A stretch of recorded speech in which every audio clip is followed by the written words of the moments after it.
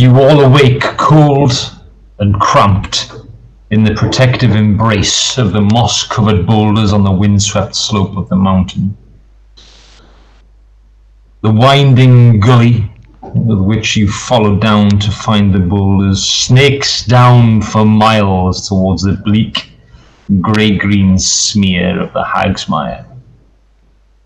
The depressing mass of the choked, fetid swamp spreads out towards the horizon. You see green-tinged banks of fog rolling through the rotting forms of once great trees. You can smell the stagnant water from your vantage point. The grey morning, the wind howling,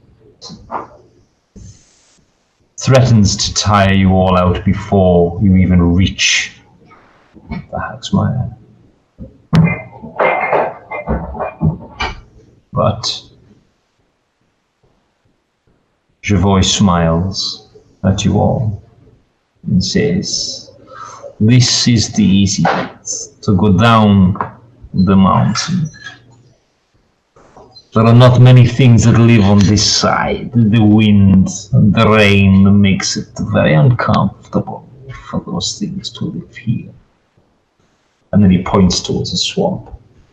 But there is where it gets tough. There is where we will struggle. Though if you step where Javoy step, do as Javoy say, we will get to where we are going, and we will heal your friend. Is there anything you need to do before we set off? Because once we get down the bottom of the hill, it is only forward into the Hagsmire, or a long climb back up towards the watchtower. This is the point of no turning back. Make your preparations. Javoy will wait. Do it quickly, we do not have too much time left. Okay, now that we're in present time, I want to check on Jaciel's concussion. Yes, Jaciel's concussion. So let's have a medicine check. My dice already. Disaster.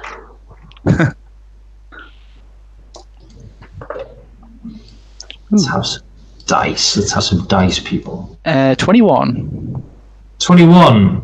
That's not a bad medicine check. Okay, so Jaziel, as you sort of wake up and open your eyes, there is a pounding in your head. You feel as if you have motion sickness. Everything struggle to get everything to focus in front of you. And as you're trying to blink away the fuzziness in your eyes, you see form of Godfrey sort of come over in front of you. Waves his finger back and forth in front of your eyes. Struggle to watch it. So Godfrey, as you look her over, you can see that she has a slight bleed in one of her eyes, which is making it quite bloodshot. Her face is flushed and red as if there's quite a lot of blood pressure. But otherwise, it's a struggle, but she manages to trace your finger. So, would lesser restoration help with this then? Oh no. Let me bring up. I think you said last time that it would. Yes.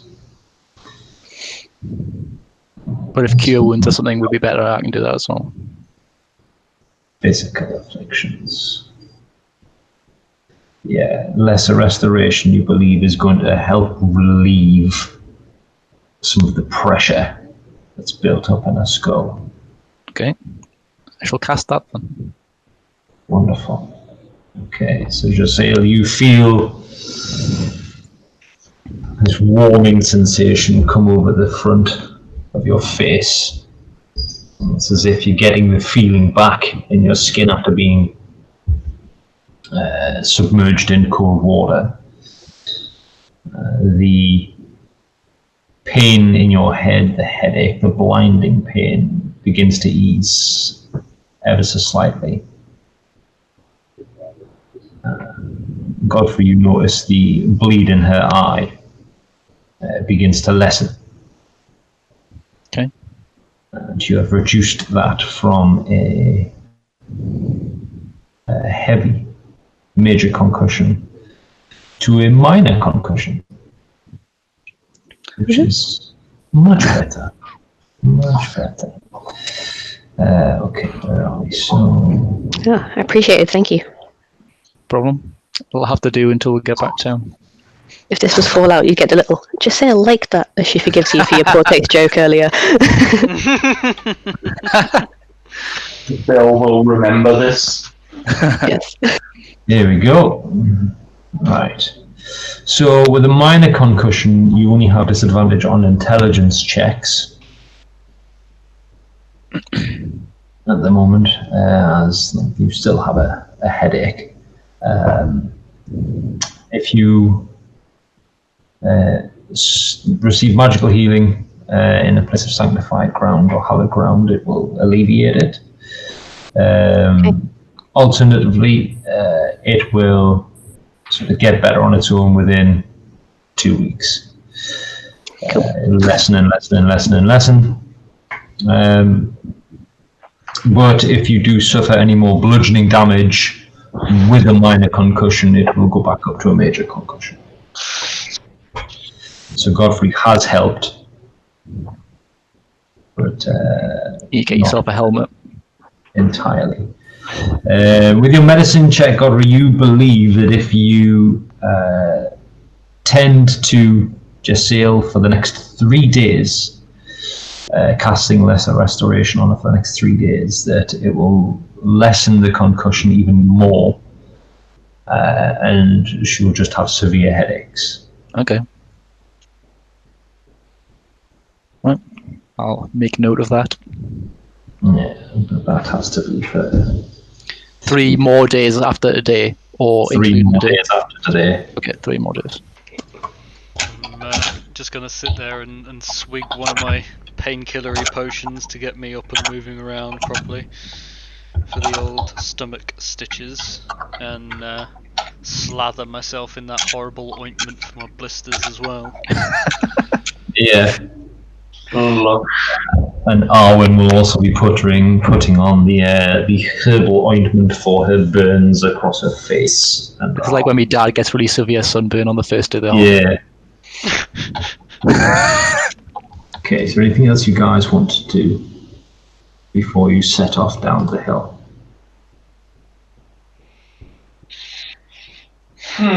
No. No? Ready to crack on. Yep. Mm-hmm.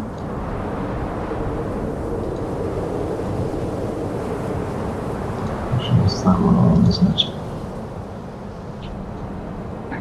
Okay. So, when you are ready,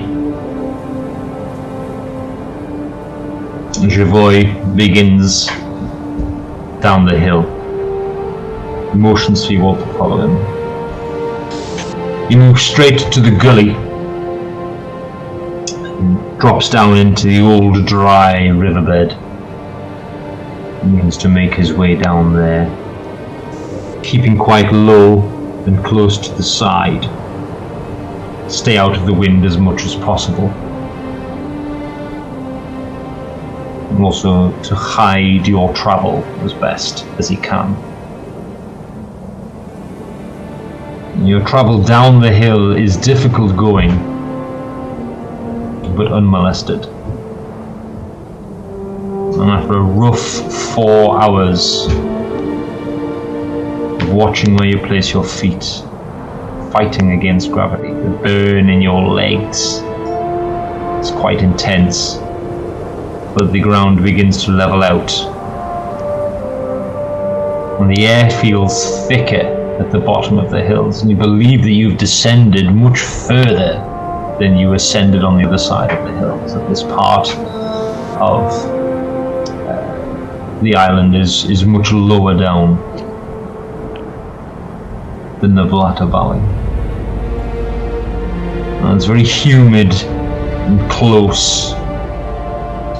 And the foulness in the air from the swamp is intensified to a point that threatens to exhaust you all. Like each breath feels like a chore. It's laboured. But Javoy keeps going. Keeps marching on, looking back over his shoulder. You see the little fire-haired form moving with a cat-like grace. Before you, the rotten forms of once great trees approach slowly. You can see rolling banks of fog in the distance, tinged with a unnatural green, sort of drifting lazily across a very grey-brown, bleak landscape in front of you. Travel for another hour before the ground beneath your feet begins to get soft, choked with moisture. It's boggy. Your boots feel as if they're sinking deeper with every step. The smell of stagnant water and rotting wood surrounds you. You hear the buzz of insects and flies as they pester you on your way towards the swamp. You can see the ground isn't entirely flat in front of you. There are rolling sort of banks and mounds of hillocks where there are some trees that still cling to some semblance of life, but they are twisted and gnarled and covered with moss, draped with long vines. And everything seems to have a film, a green-brown film over it. There's a sucking, cloying squelch as you place every foot into this sodden earth.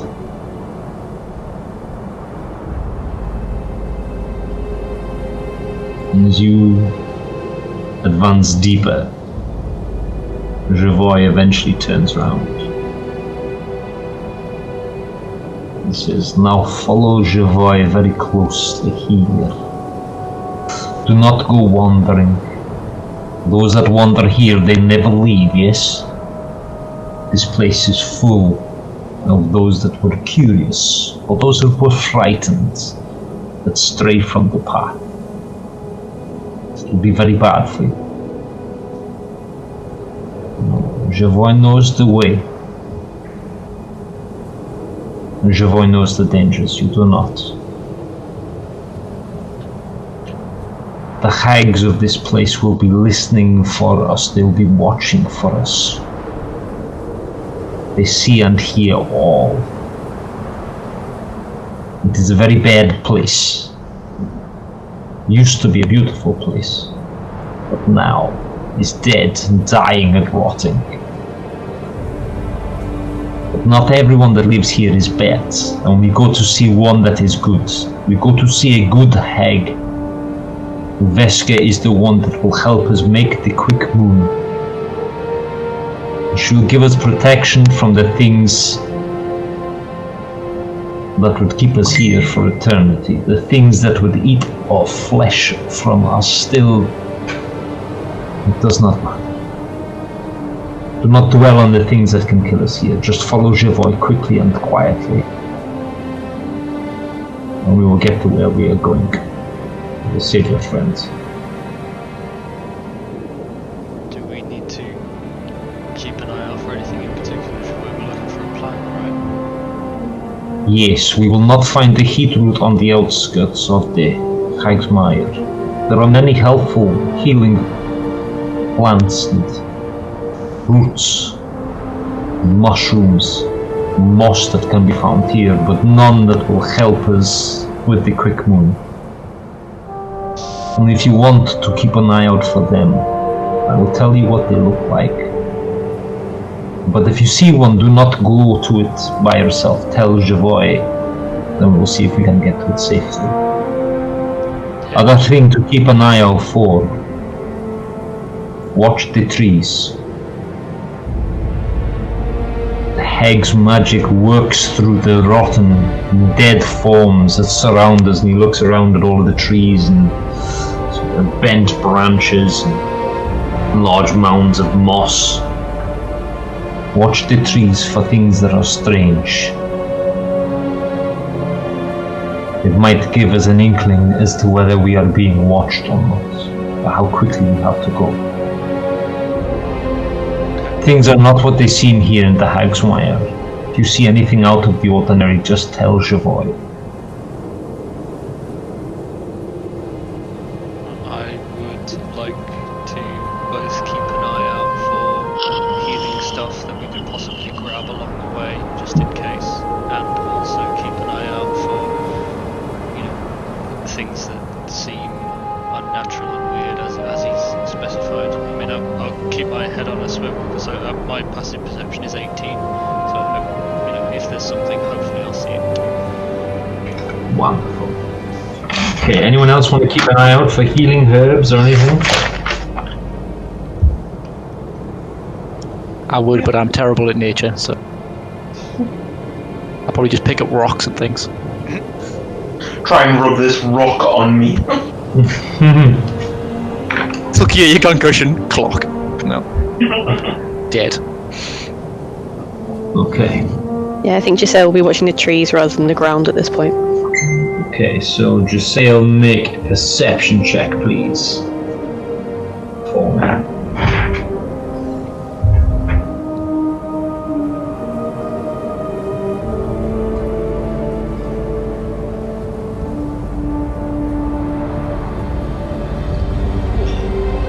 Non-natural 20, I see nearly everything. Ooh, dirty 20.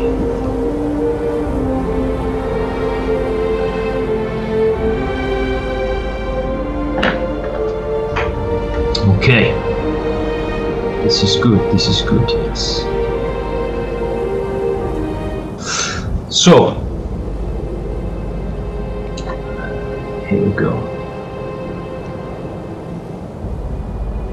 This is the one I want.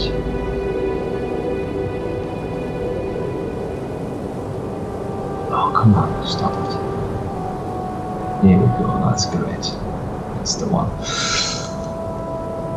So as you proceed into the swamp, you see Javoy is leading you from sort of hillock to hillock, making his way around the stagnant pools of water. And around you can see these horrible sort of slime-covered pools. Some of them are bubbling and oozing these sort of sickening sounds. Others he leads you around have gas rising from them, making the air shimmer. And a very foul smell. Some of you have to hold your hand over your mouths to stop from choking, from gagging.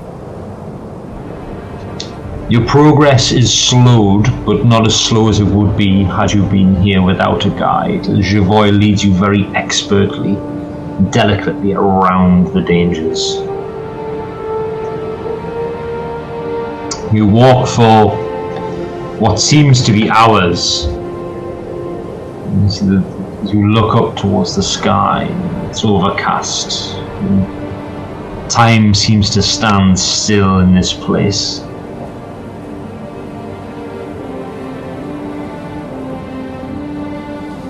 And then Godfrey, Torlek, you do notice one of the roots that Javoy has mentioned. I'm pointing it out. Javoy looks from where you are to where it is and goes, yes, it is safe. It is safe for you to collect this. So, I'd like you to... Where are we?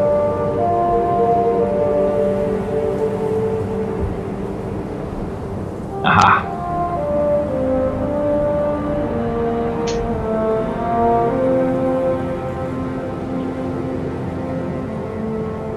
Yeah, roll for me a d6, please.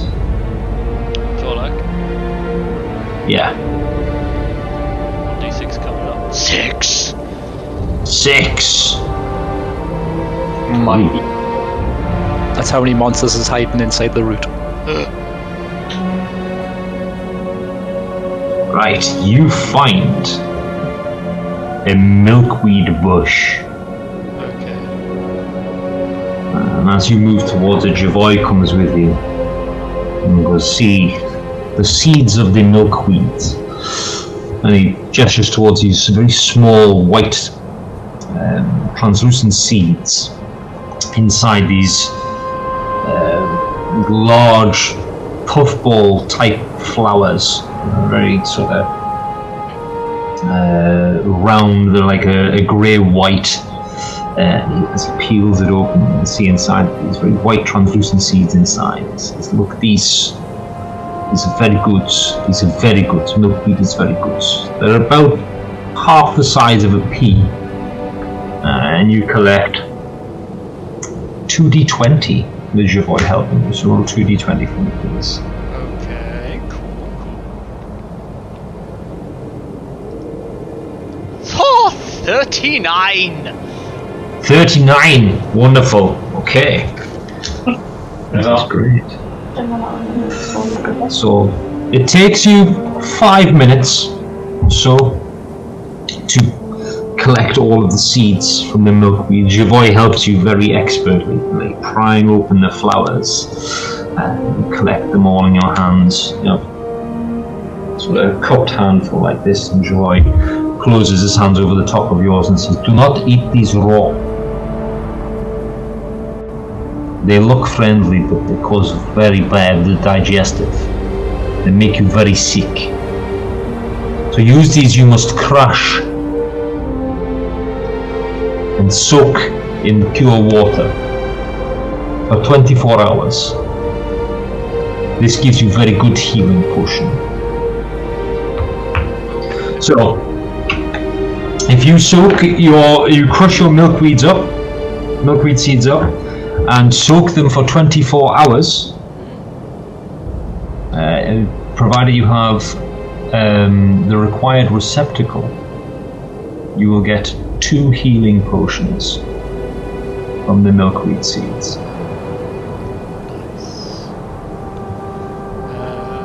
Love me a bit of alchemy.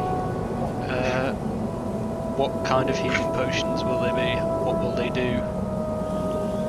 They are standard healing potions. 2d4 plus 2. Thank you. There we go. Count them straight in. Awesome. Thank you, Javoy. Milkweed seeds. So, Javoy says, this is good. You have good eye for the herbs. Maybe Javoy take you next time he comes to the Hag's Mire. Can help Javoy collect. We should get back to it now. We do not want to linger in one place for too long. Let's go. So he moves back over the hillock and leads you on. You travel for another half an hour to an hour. You're not sure which. You only know that time is passing because the heat around you seems to be rising. It feels as if it might be moving towards the middle of the day. When Jasail, you notice something moving off in the distance. It's crouched over, moving with a very powerful 4-legged gait across one of the hillocks. There's a break in the fog, and you get a good glimpse of this creature. It's large, with powerful shoulders, with pale green skin, bright green head, and what looks to be moss of green fur atop its shoulders. And it stops for a second, smaller back legs hunched down as if it's sitting. You see it sniffing the air. It looks left and right, and you feel as if it looks right towards you, but its glance keeps going, and it crawls off down the other side of the hillock.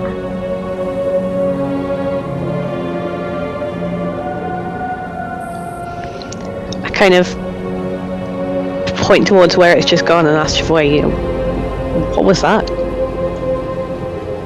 Well, the description you give, Javoy, says, it sounds like a polkan. Very powerful. Usually they are goods, provided they are not annoyed. But we are best to stay out of the way of them. They have their tempers. I'll give you a glimpse of what it is you saw. Ooh.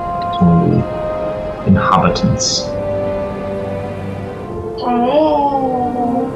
Oh, it's very big though, it's very big. Yes, we best stay out of the way of this. And as he moves back towards the front of the marching order, your eyes sort of scan the horizon where the Polkan was. You turn back towards Javoy in the way that he's forging ahead. The tree to your left blinks.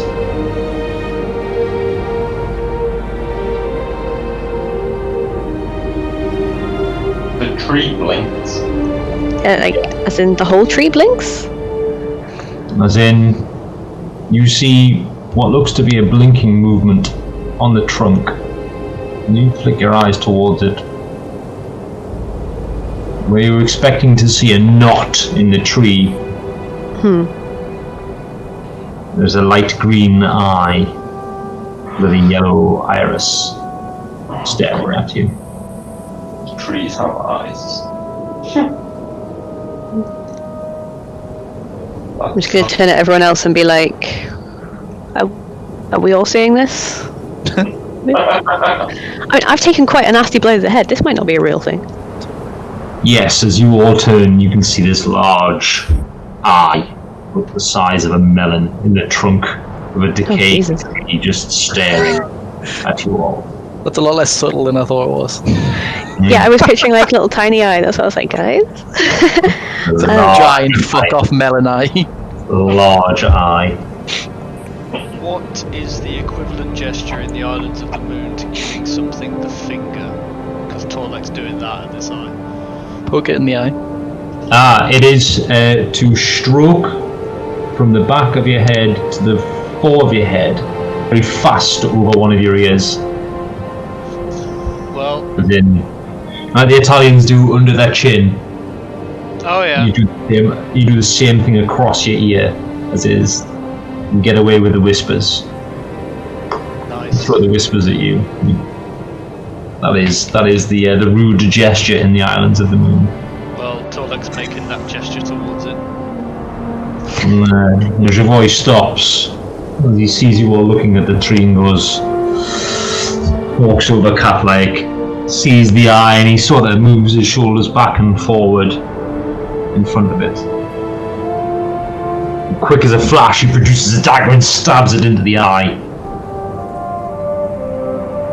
It seems to shudder. This horrible, thick, green liquid pours out of the middle of it where he stabbed it. He hisses at it.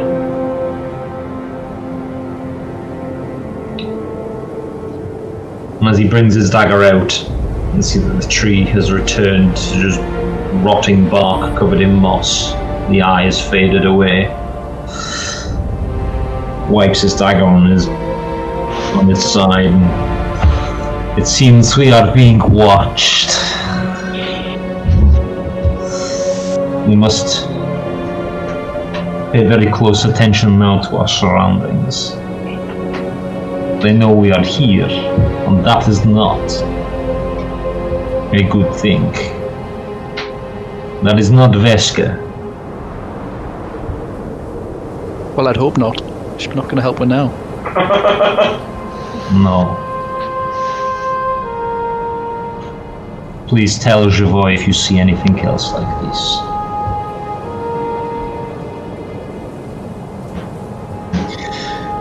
And he struts back off to the front of the column.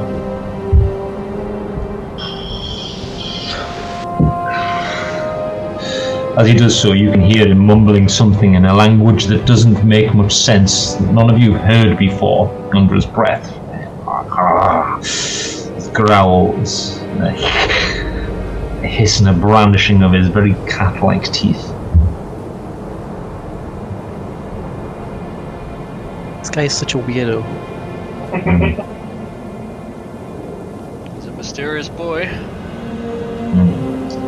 He's just a As you fairy. crest the other side of the hillock that you are on, you see in front of you there's a large expanse, a big pool of water, with another hillock in the middle. Some smaller mounds of earth between you and the hillock. And your voice stops dead. Freezes in place, and then motions you all to get down towards the ground. Turns over his shoulder and puts a finger to his lips, and in his one gleaming green eye it is wide.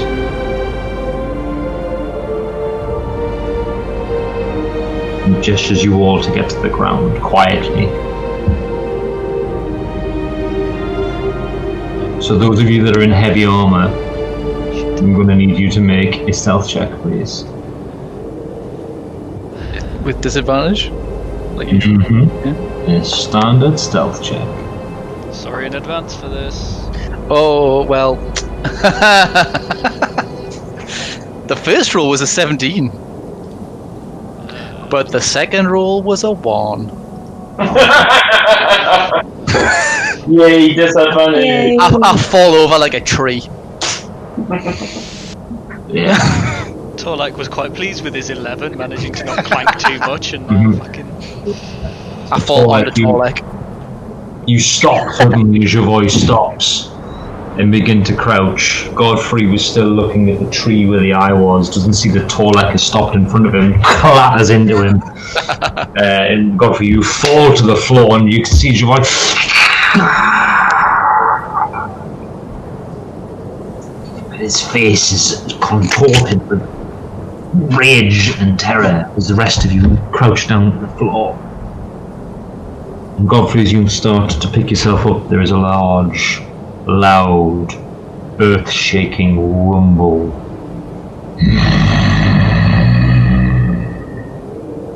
I'll just lie back down and put myself in the Around grass. you ripples. You feel the earth begin to shake as the hillock in front begins to rise out of the water. Bigger, bigger.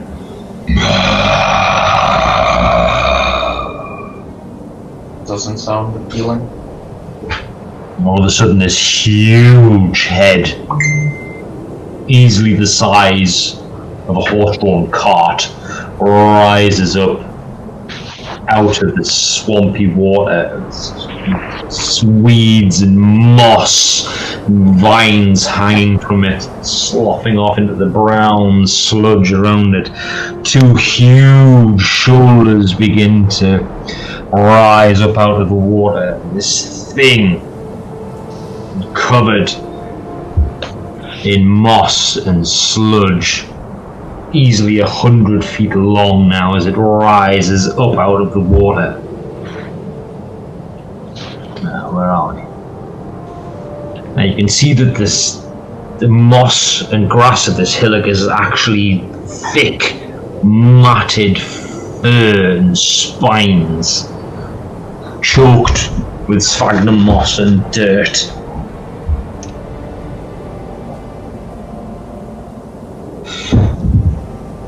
There's a glowing yellow eye, and as it rises to its full height out of the water, you can see that its back is covered in these huge spines that are slowly beginning to flex up. Its 4 huge legs and this long tail, in which you thought was 2 smaller hillocks, begins to curl around and swirl the water in front of you. You see the large head sort of moving around, scanning the area very slowly as it growls. This isn't like a Togorgan or whatever, is it? This is indeed Fuck! Swamp Tugaran. Oh, Don't move. At least it's don't one breathe. thing on our shopping list. Its eyesight isn't based on movement or anything, is it? Make it for me. Here we go. So this thing is huge in front of you. It's 100 feet long. You can see the large eye, this black slit of the pupils, sort of blinking with 4 different sort of eyelids. And it is shaking its head and blowing this huge breath, this warm breath out of its nostrils. It doesn't seem to have seen any of you yet, though, as Javoy has just got one hand over his mouth and the other is just gesturing, but he is stone still. So yeah, if you want to make a nature check to see how much you know about it, Swamp Tugaran. 14. 14. I have 0 in nation.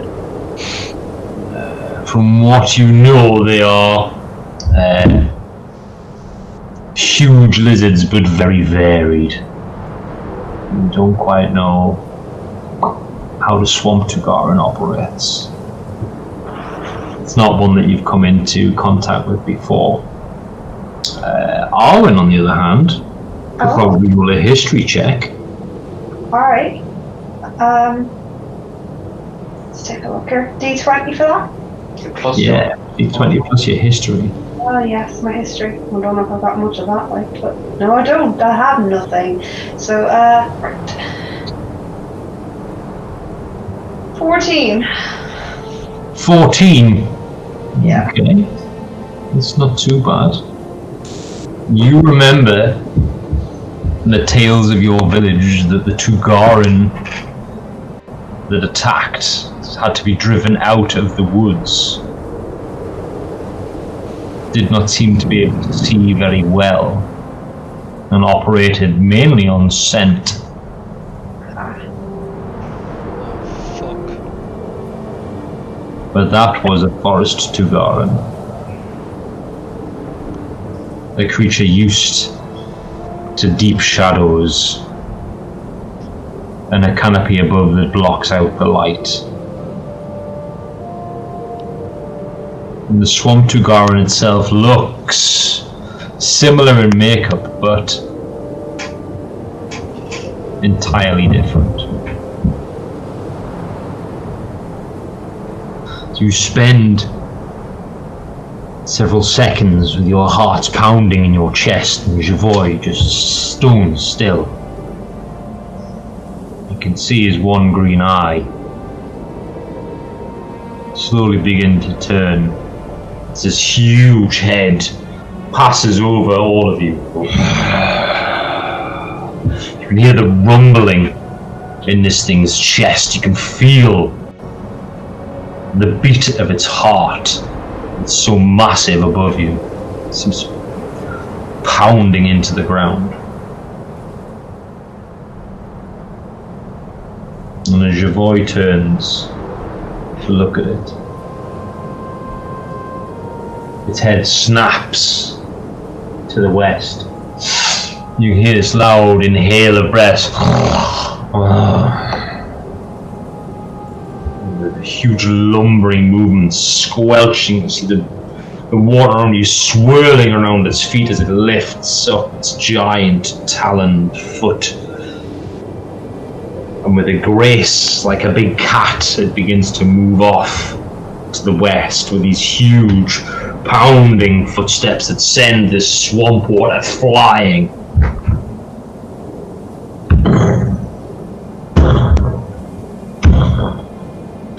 You can see its hips are swaying as it moves off in search of whatever gained its attention to the west.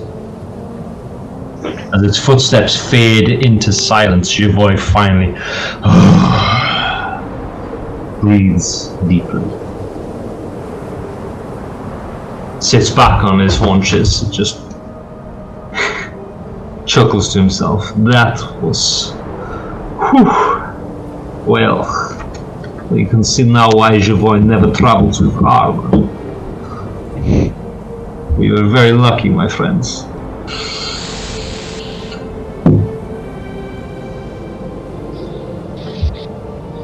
Have any of you seen the Tugaran before? I suppose I might have seen one.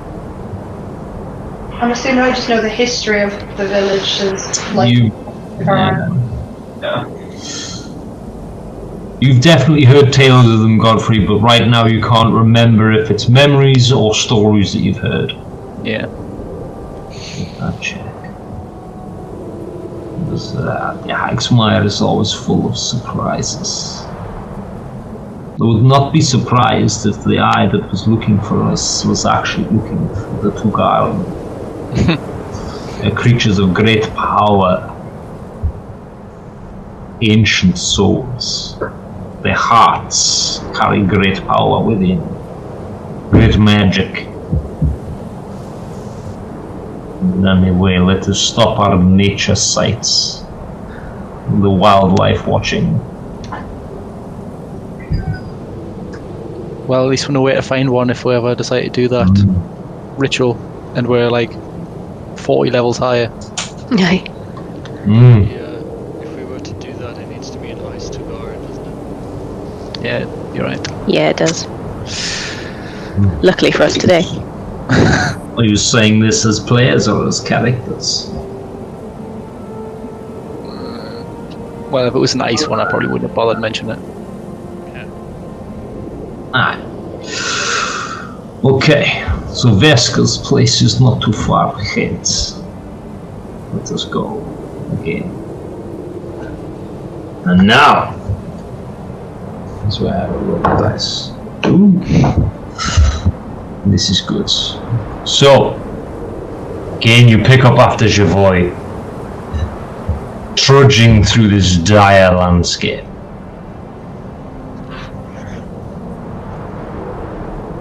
In the distance, you begin to hear these strange sounds.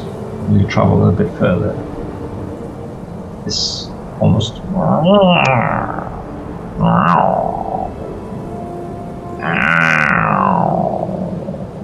Just sounds like loud, Cowboy. almost like bullfrog sounds, croaking in the distance. Javoy rolls his shoulders. Stomachs. Seems there is a hunting party up our heads. We can't go around, but it will take us off this path that will take longer to get to Veskas. We can go through. They are soft and squishy. I have no doubt that you will be able to fend them off with your armor and your maces and your swords. It is up to you. I'll let you decide. To go around will take another 3 hours. To go through Veska's place is less than an hour away. It is up to you. What do we know about what we'd be facing if we went through? Stonics. They are small, little, reptilian-like creatures. They're about waist high. They like to stab things with sticks. Who doesn't? They are very have their own civilization, but they are very warlike, but they are squishy. Javoy tends to just ignore and run through. It sounds as if they are something cornered, though. They are hunting something. It is the thing that they are hunting that we should be careful of. I don't know about the rest of you, but a 3-hour detour with the possibility of getting lost in off the track is not really acceptable when we're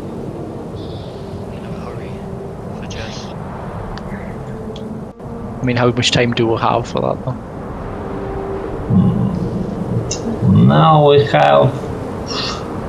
we still have a day. I was about to say, if I've been keeping track right, we've got a day.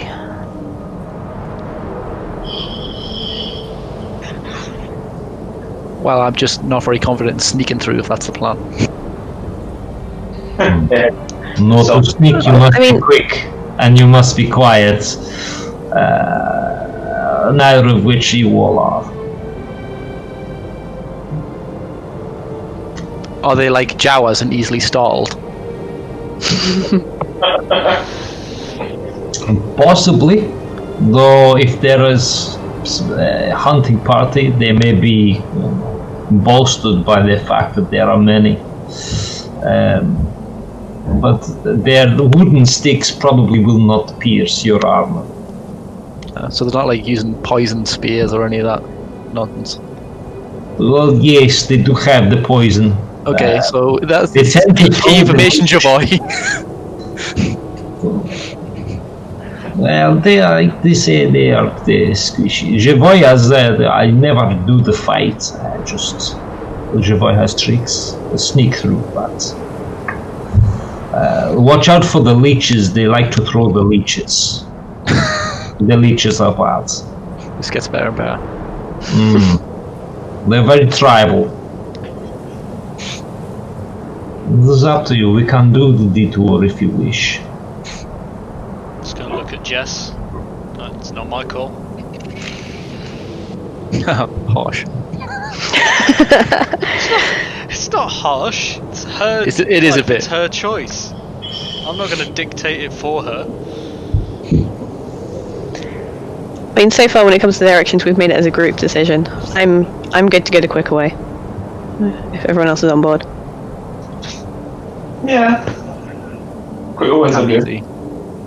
Yeah. But yeah, stealth might not be the best role for the armory lads. Bah. Could just run through like banging the shields and just making loads of noise. Try and scare them away. And attract a giant fucking lizard. I'd rather not.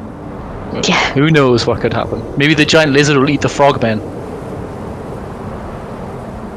So And then, And then we make our escape.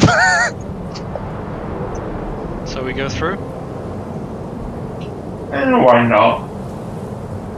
That's always I am. Death. No time to lose, your boy. Let's go. Bah. Look at this. Okay, so Javoy will beckon you forward. You can see he's sticking to the trees as much as he can. Creeping forward slowly. As he does so, the sounds start to get louder and more agitated. And in the distance, through the rolling bank of this horrible green sort of coloured mist, you can see small, waist-high figures with blue skin and pale pink underbellies sort of moving around, very sort of hunched over, skittery movements every now and again. And you can see the small stick being raised in the air. As a small group of them are clustered around a hillock in the middle of the swamp. You can see that they've fanned out. Yes. Seem to be looking for something in the water. Every now and again you can see one approach the water and stab it and splosh around with the stick.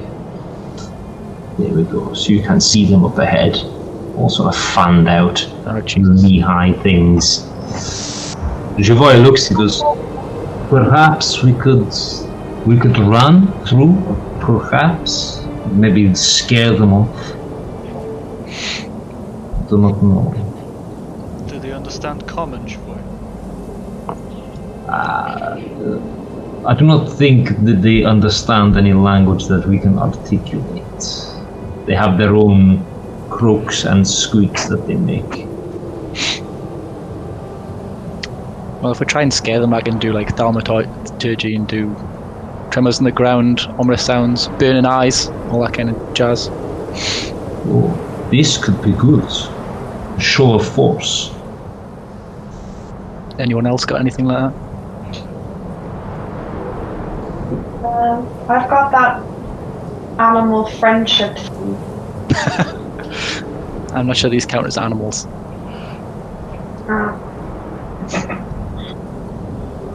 I mean, if stealth's our aim, I've got fog cloud, and if shock and awes off aim, then there's ice knife at level 2. He's got the ice knife Keep your ice again. knives to yourself. So you guys hide under that little bridge, it'll be fine. To be fair, we could chuck a Molotov nearby, try and scare him off. Combination of that and thaumaturgy. I'll put the wind up and right. Yeah, 'cause can't you change the colour the fire is as well? Yeah. Sweet. Yeah, voice booms up to 3 times as loud as normal, or you can cause flames to flicker and brighten. Harmless tremors. Instantaneously cause a window to fly open, or you can alter the appearance of your eyes for 1 minute. You can see that these guys are completely distracted, looking for something in the water. Javoy will point to the very north of the map. Up here, it says this is where we're going. This way, to the south of the map, sorry. We're coming from the north. That is the way. Straight through.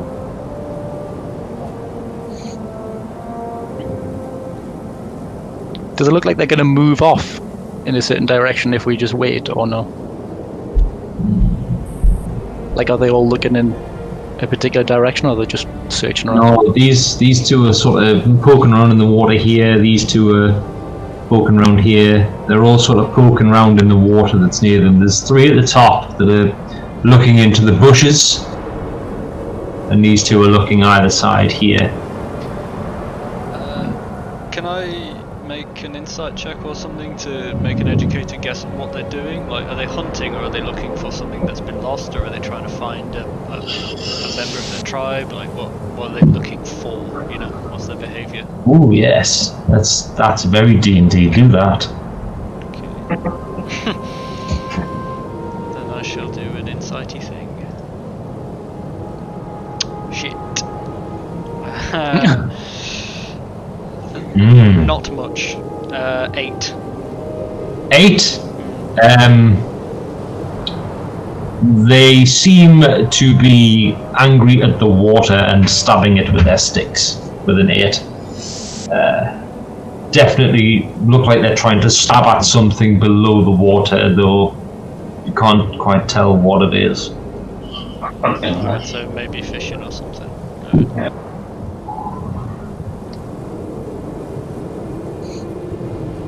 Okay. What do you think, guys? We going hard and fast, or are we going sneaky? Wow. Can we even sneak past us? Like, not. We'd have to go through the water to get around them. Well, you all seem to be concentrating on the water, don't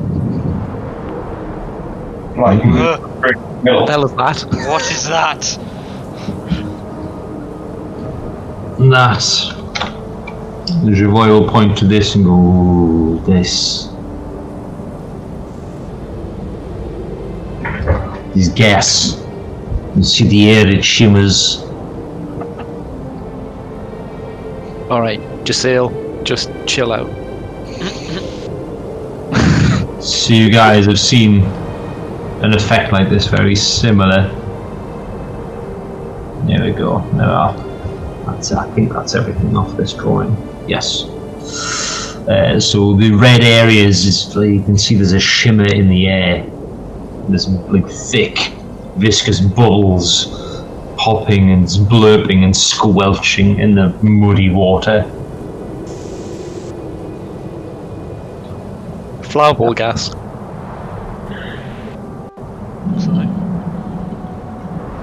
Make an intelligence check. It's a fairly low one. It's a 1. fairly low. You think you're in a swamp, it's bubbly, it's probably poisonous.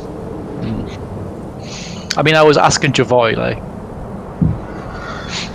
Javoy will go, no, he's flammable. Okay. It's probably Also, both. don't breathe it in, it's quite poisonous. Oh, yes, I was We're worried. talking quite low. The wind is blowing. Okay. Yeah, but like, if these guys are looking, can you see these arrows? Like, if these guys are looking over here, Yeah. looking over here, if these guys are fishing into here, and these guys are fishing into here, then, you know, we could move like cover to cover to cover, right? This is an extremely hopeful plan. Yeah. Based on this new information that Chavoy's pointed out, the gas, I suggest. I mean, we've got magic users, we've got 2 sacred flames, we've got a firebolt, we've got people with crossbows. I suggest we just ignite all the pools of gas and freak them the fuck out, and then run through in the confusion.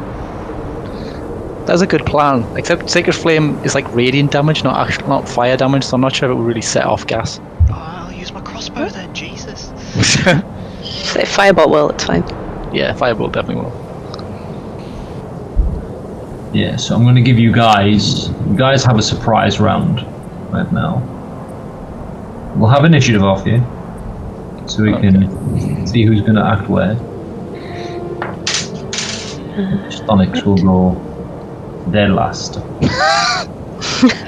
7, me. 7. 6 for me. 1 for me. Wow. I rolled a 2, but I have a -1. We are on form today. This is going to go well. I have a good feeling. Yep. I fall straight into the river just for no reason. You just fall over it again. 14 for Torlek. Torlek.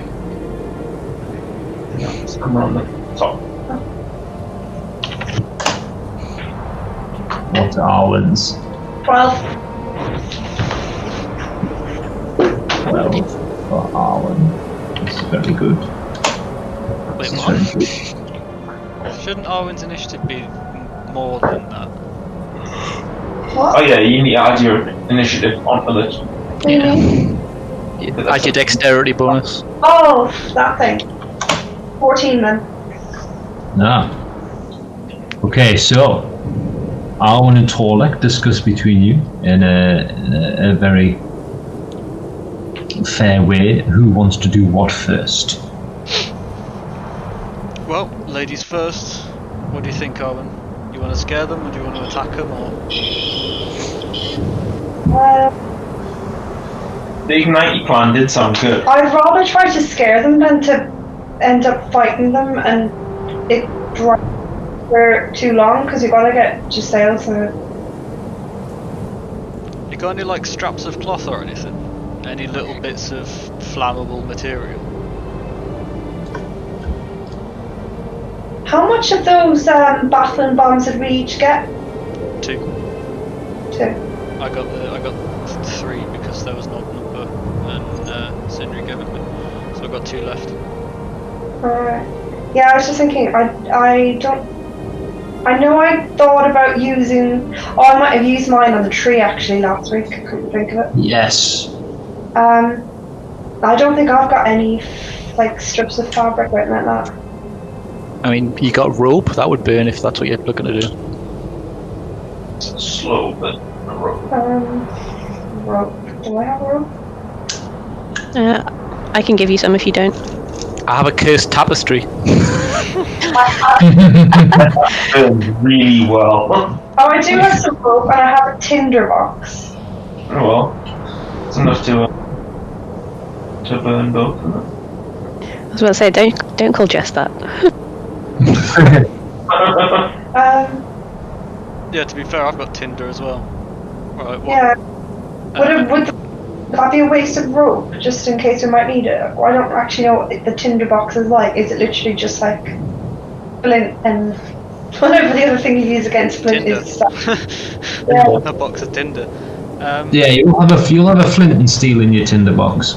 Alright, so there's nothing in there you can set light to and throw. And, okay. Just sees how many singles is in your area.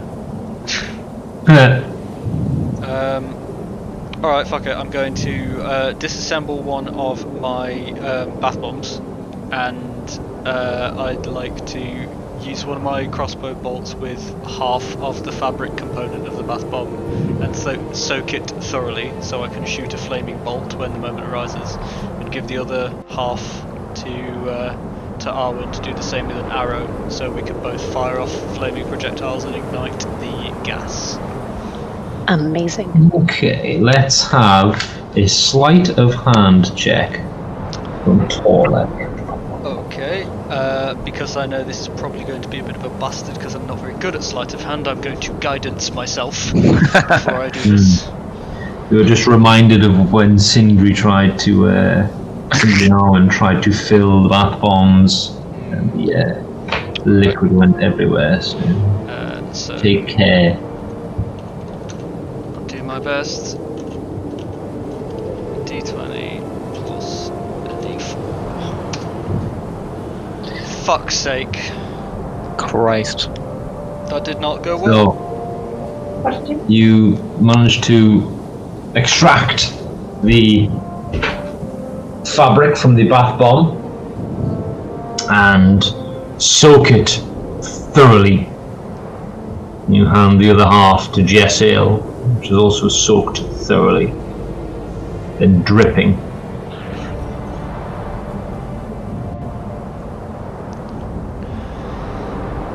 Alright.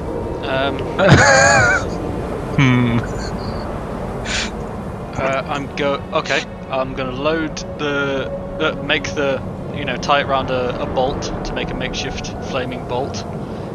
Load it into the crossbow and then ask Jessail to prestidigitate me and my crossbow so I don't set it I was about to say, on would you fire. like some cleanup? Yeah, Yeah. That's it cool. is. It is done. Cool. And then when Arwen chooses to shoot hers, I'm going to light mine and shoot mine as well. Okay. Cool. I'm just gonna do like a little cleanup around us as well, so we don't like accidentally blow ourselves up or something. Just- Should we like shoot simultaneously, or should we like shoot one of us and then see what they do and then shoot the second one? Say if they like run to one particular spot, or Yeah, that's a good idea. I'll shoot first So- at the closest thing because I'm shit at Just shooting. before you start, as you watch Jess prestidigitate around you, prestidigitate your crossbows, it does clean off the liquid that had dripped onto them, but you have so thoroughly soaked these rags that they continue to drip. Fuck's sake. It's like bring them out. right? This might not work then. I mean, I've got a crossbow and Arwen's got a bow, right? Yeah. Mm.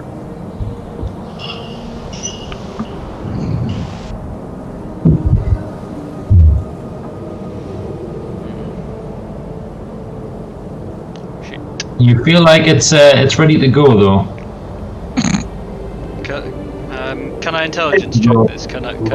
If I light this, is it going to set me and the crossbow and everything on fire?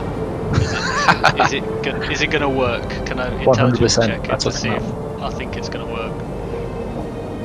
You can, yes. I will let you do that because I'm being kind this evening. Okay. You did roll a natural one, but I'll let you do this. 10. No. Wait, 1. Yeah, 10. 10. It's gonna work. Work, is it? Right. Can I move my token so I'm not standing next to Yeah. Torlek? Because Yeah, I've seen how badly this went last time, and I don't want to be right there. we want to be really careful about this, Arwen, because we both have burn injuries, and if we get burned more, this is going to go south really fucking This is a quick. terrible plan. Yeah. Terrible plan. There we go. I have to give you what the permissions on, didn't I? You think it's soaked enough to create a flaming bolt. It's not something you've done before. You You're fairly confident that it's got enough. It's got enough on it that it's gonna not only light but then stay light during the flight. As the person who's next to them has kind of cleaned these crossbows off, can I do some kind of common sense check just to be like, guys? I will say so. Okay, good. With the time you guys are taking, Okay, you're guys. have been discovered by the Stonics.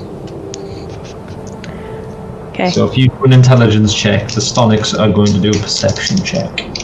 Ah, pants. Try not to kill the little fuckers. Like, the least they can do is just be oblivious.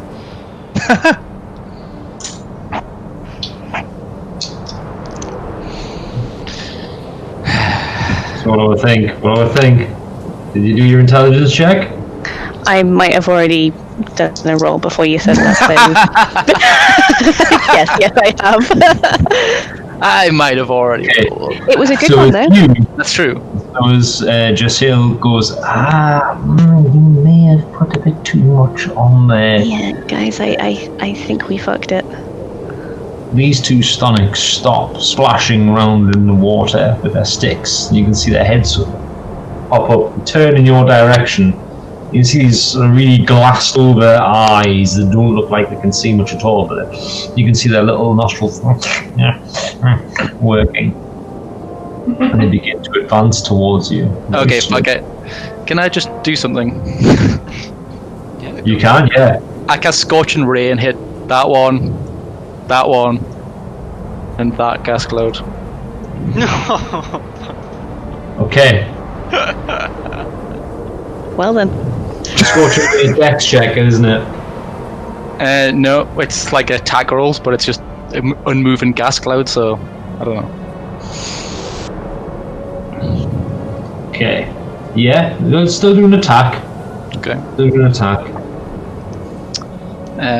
First one is a. I'll need your spell sheet. 19 19. A So you 10. connect with that one. Yeah. and a 10.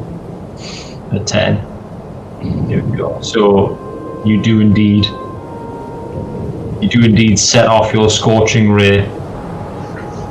So I'm just gonna step forward and just. That's big enough. So, right, that's lovely.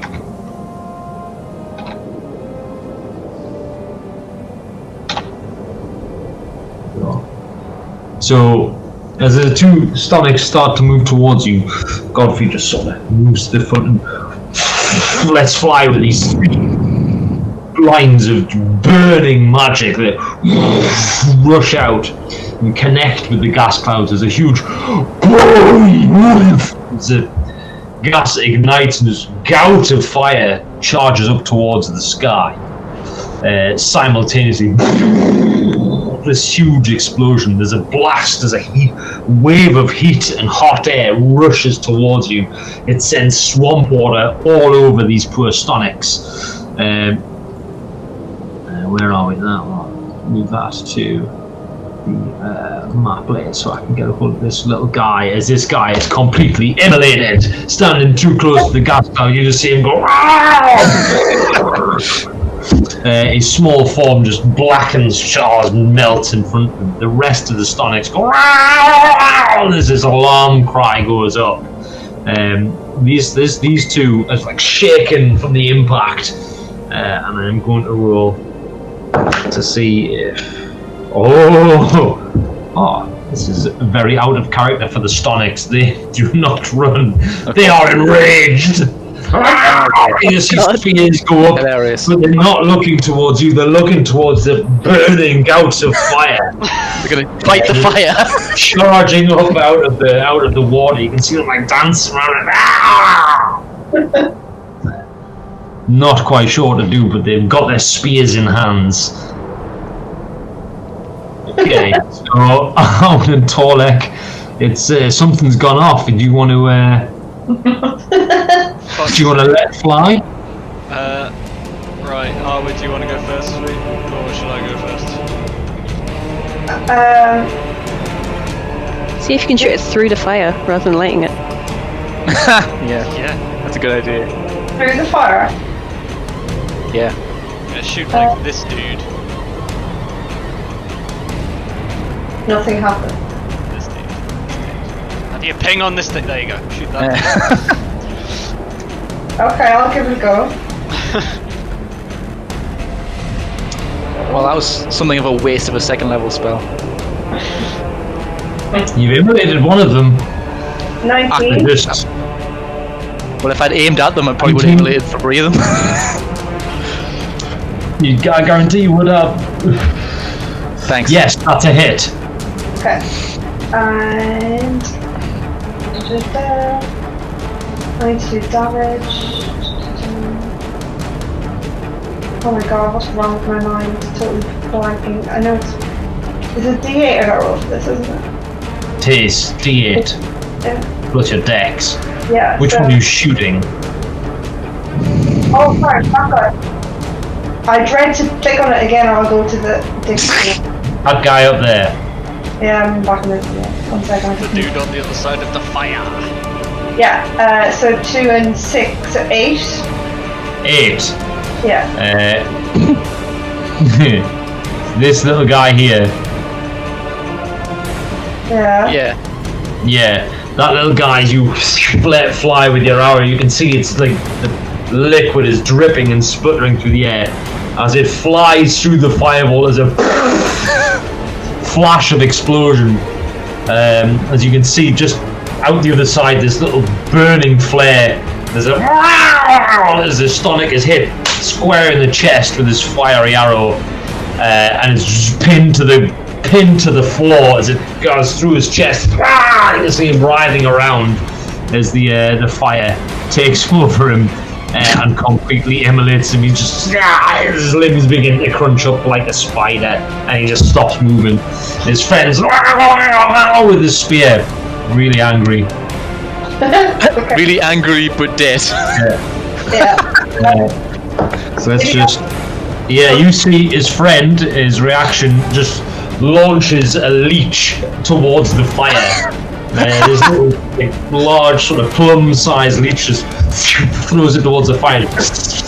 Immolates in the fire. I wanted. What's this guy's intelligence? Take this, fire leech. Reactionary. Reactionary. I like that he thinks that the fire is attacking them directly. Like, it's shooting bits. It's shooting little bits of extra fire. I feel like I'm killing something really innocent now. Oh well, in for a penny. Can I quick shot his mate that's like chucking leeches then? You can quick shot the leech chucker. This arrow isn't soaked and tied with a rag though.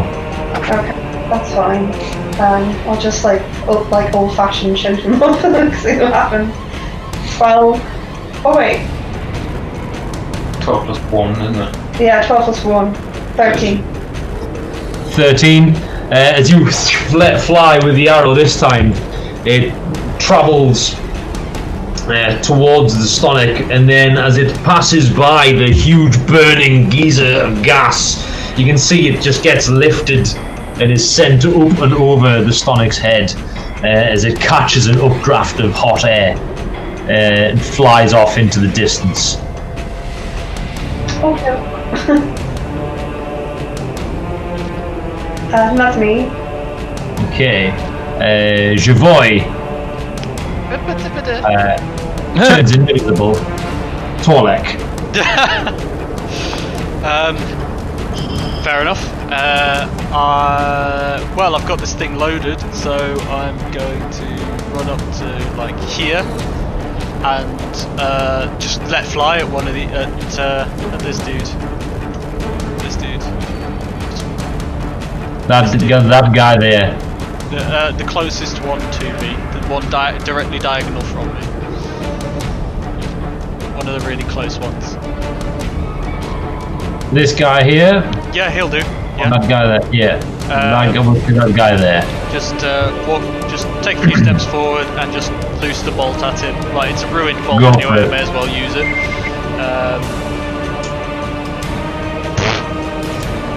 Right, okay. Oh my god! Again. Second one in Okay, a so row. your crossbow misfires. The string travels across the top of the bolt, and there's a loud tink as the crossbow misfires. You can see it's wrecked the fletching on the dripping bolt, and the rag itself has come off the front of it and is now draped all over your crossbow. And this crossbow is now covered in like this thick, viscous, like flammable, oily liquid. Oh, for fuck's sake. Right, okay. In that case, bonus action, can I just shout at the two closest stomachs like, fuck off! You can. Let's have an intimidation check, please.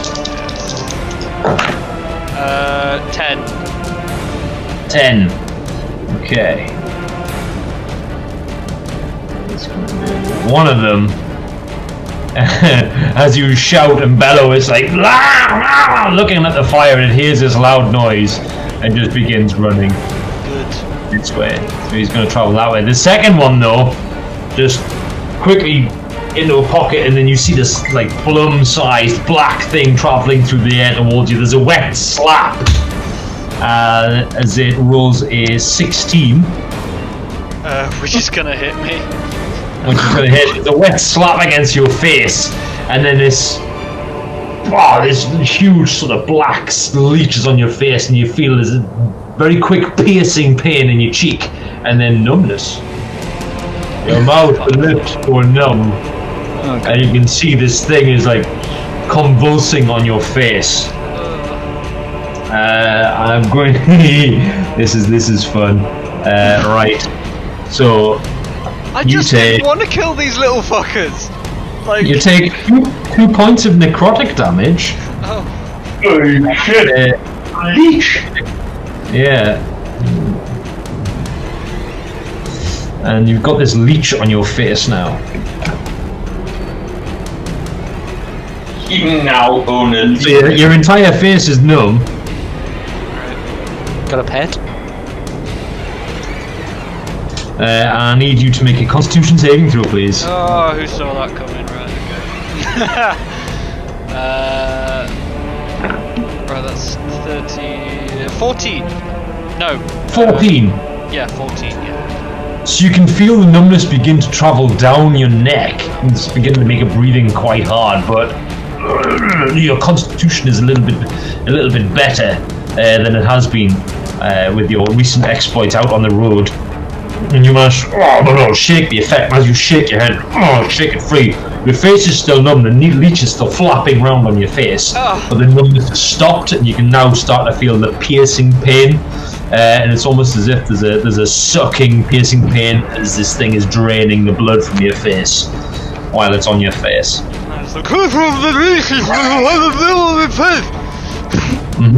Exactly. Leo, you're up next.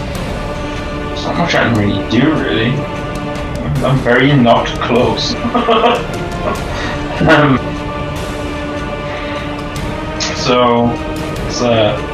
You can possibly incite these things were throwing leeches at the fire. Probably not that intelligent.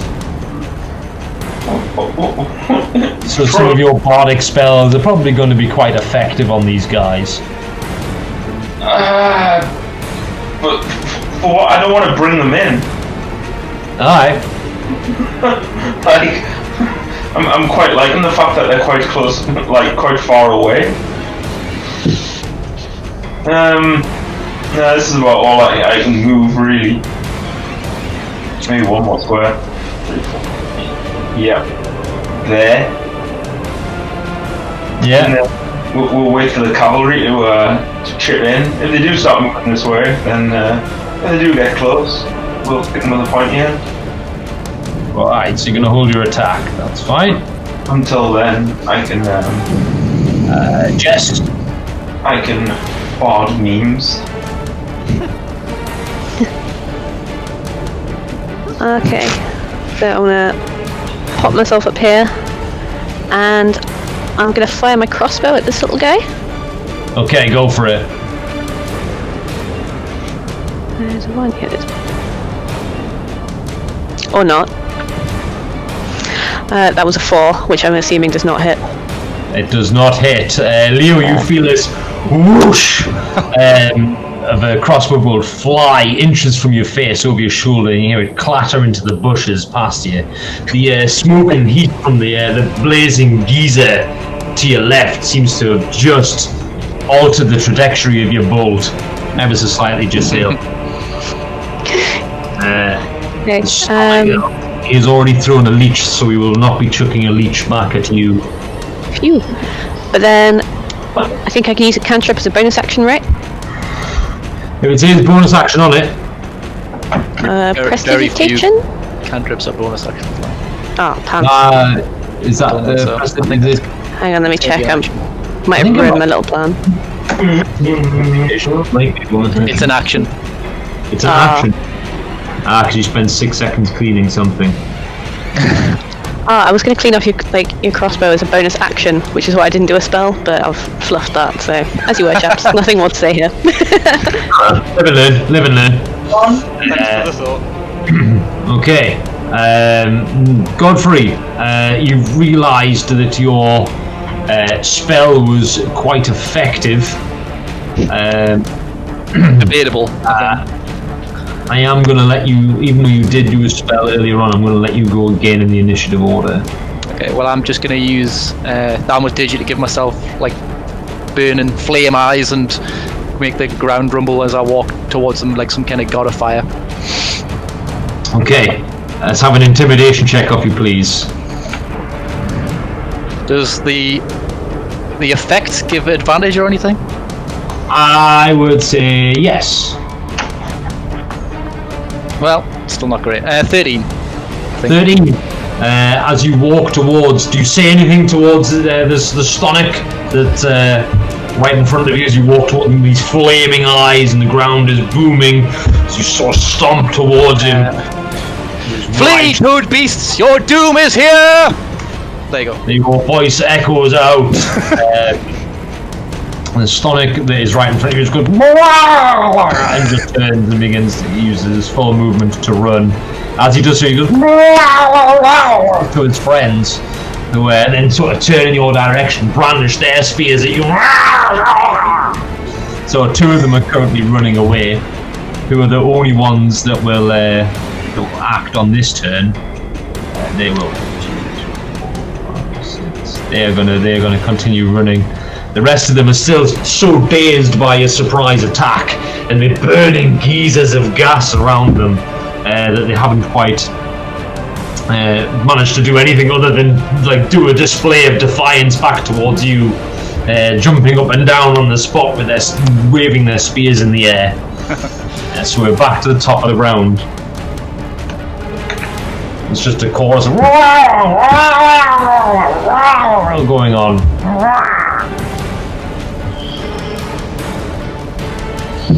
So Arwen and Torlek. Ladies first. Right.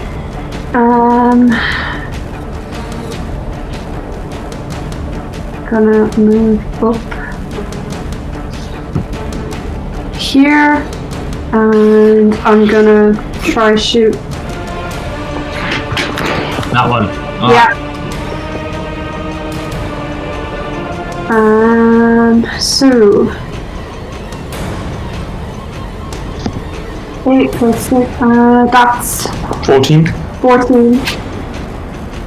Yeah, that's a hit. And 7. 7 damage. Yeah. Because you let fly with your arrow this time, flies through the decaying, rotting form of these tree branches and strikes the Stonic square in the chest with its mid-war dance. You see the arrow pierce its chest, it flies backwards into the water and sinks. Oh, cool. And I'll quick shot the guy that was stood behind him. You can see the guy stood behind him is looking round at all the fire and where his friend was. Oh Christ. Well, it's 10. No, wait. 10. It's not 10. That's a 5. It's a 5, yeah. It's a 5. That one flies wildly over his head and thunks into the tree behind him about 15 feet up and vibrates in the trees. He looks at the head and then you see it like trying to stab the arrow in the tree with his spear. Well, on that note then, I'm just gonna leave it alone because I think that's about all the moves I can do. Okay. Torlek. Is it an action or a bonus action to remove a leech from one's face? It depends on how one wants to remove it. Okay. If you want to quickly rip it off, that's a bonus action. I would like to advance towards the Stonic so as many of them as possible can see me. And I would like to pull the leech off my face and crush it as hard as I can with the effort, with the aim of getting it to like burst in an intimidating fashion, while just sort of shouting at them like, because obviously my face is all numb. So You lift your hand, your male hand, up to grab a hold of the leech. You can feel its fat, slippery, sinewy body convulsing and wriggling in your hand. I'm gonna need a strength check off you, please. not my strong suit. Third critical fail of the night. So you manage to. Everyone else around watches Torlek advance forward. His hand grips the leech that's attached to his cheek, this huge plum-sized leech, and you just see him rip. As he does so, the leech squashes in his hand, and there's a spray of blood. Torlek, there's a widen-eyed, shitty pants moment as you see a fist-sized portion of cheek skin in its mouth. Ugh. Great stuff. And you feel a hot trickle of blood run down your face from the now gaping cheek wound you have. Okay. Can I feel it, or is it still numb? It is still completely numb. Oh, fuck. It's gonna be my reaction to that one. So that's your bonus action. Do I take any damage for that, or is it just cosmetic? You'll find out when it wears off. Oh, fuck. Right, okay. Fine. Actual action. I'm gonna sacred flame the dude at the back. Yeah. The one next to the tree and the fire at the back. Right at the very back, this guy over here. Yeah, that dude. Because the closest one's kind of freaking out a little bit, isn't he? So I want all He of is the a bit. others to see their friend get immolated. So Dex save, please. He rolled a natural one! Hey! Cool. That would be in total a 3. Wonderful. Well, that's less than 13. So 6 points of radiant damage.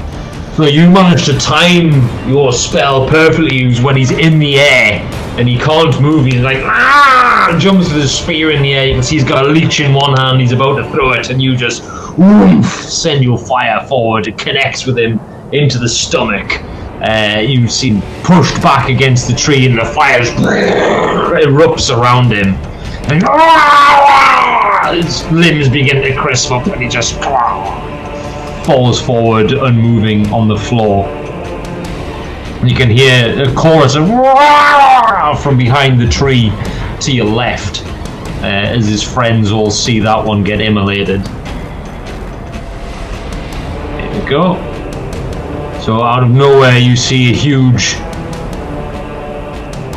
spider appear on the map.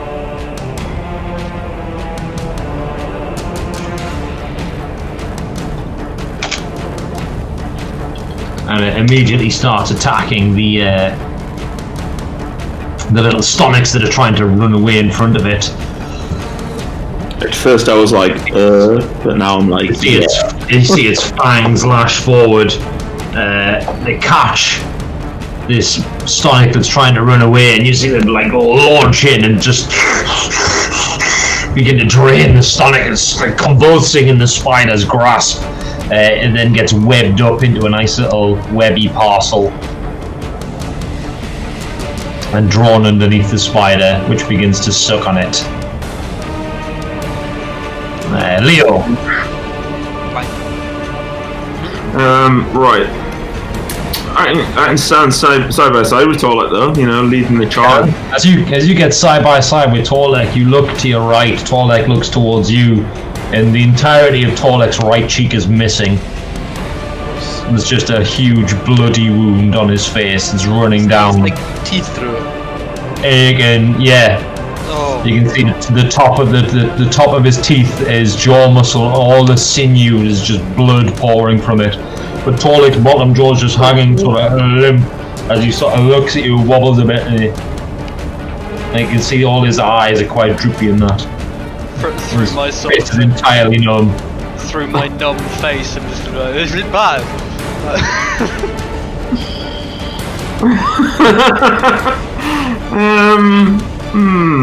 Don't know quite what to say about that, man. Yeah. Hope you've got a high deception check.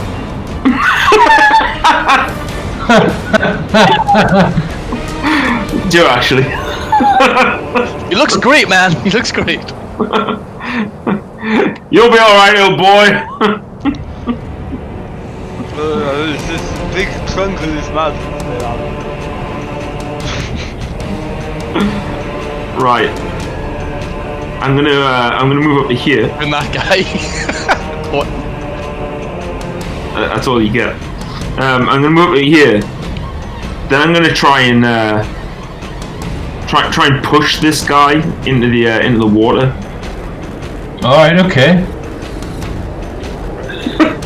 So let's have a strength check up, you please. Have a shovey strength check. Yeah.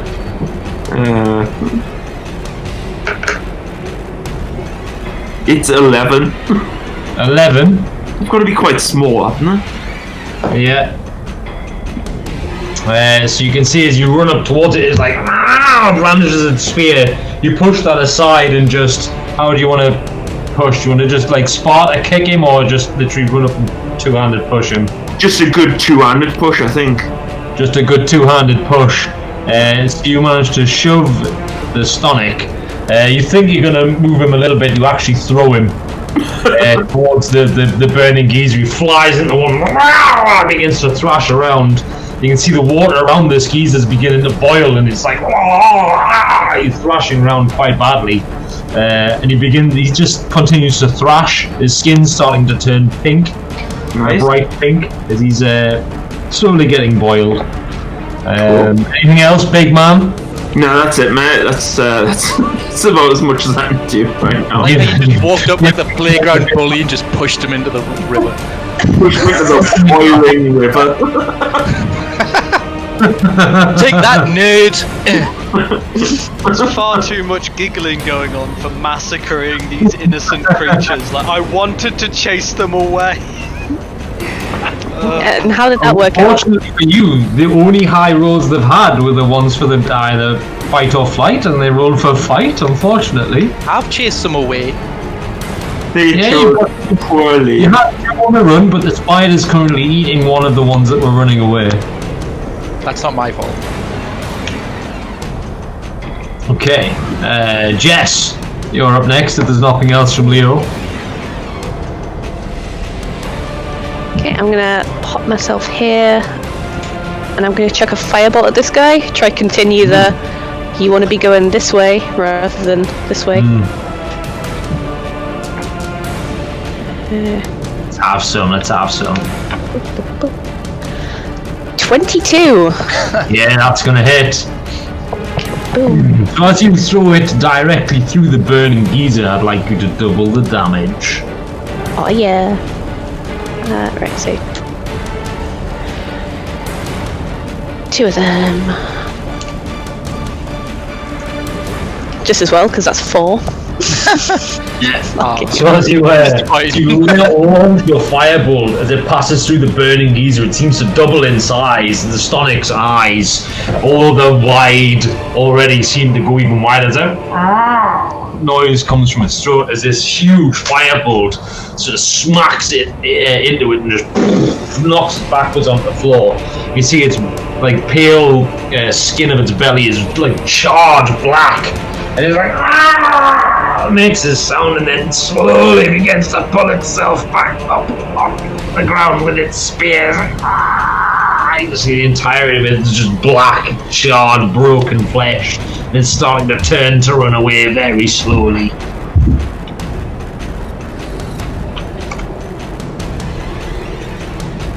I feel a little bit bad now. To me. Alright, Godfrey. I guess I'll just continue my campaign of terror and stomping about, being the fire god. Okay. Do you shout anything to the seared salmon over there?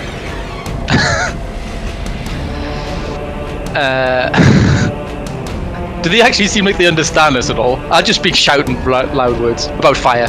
Burn, every die! time you shout at something at them, they have moved away. Okay, then yeah. And currently you've only been shouting obscenities and threats, so they've been moving away from you. Well, I'll continue that. That What winning do you strategy. shout at them this time? Burn in the fires of my wrath! You hear it, and it uses its full movement now to begin to like drag itself away That's with its full spear. movement! Yeah. God. Are we the baddies? Yeah, it's critically injured. This thing's down to fire. It's just dragging itself along with its spear, going. Poor thing probably had a family and everything, man. Oh, fuck off. Okay, anything else, Godfrey? No, not really. Okay, so as one, the remaining Stonics begin to, their cries change and they begin to make a harmonious sound that sounds, they're all making the same sound. They're all going.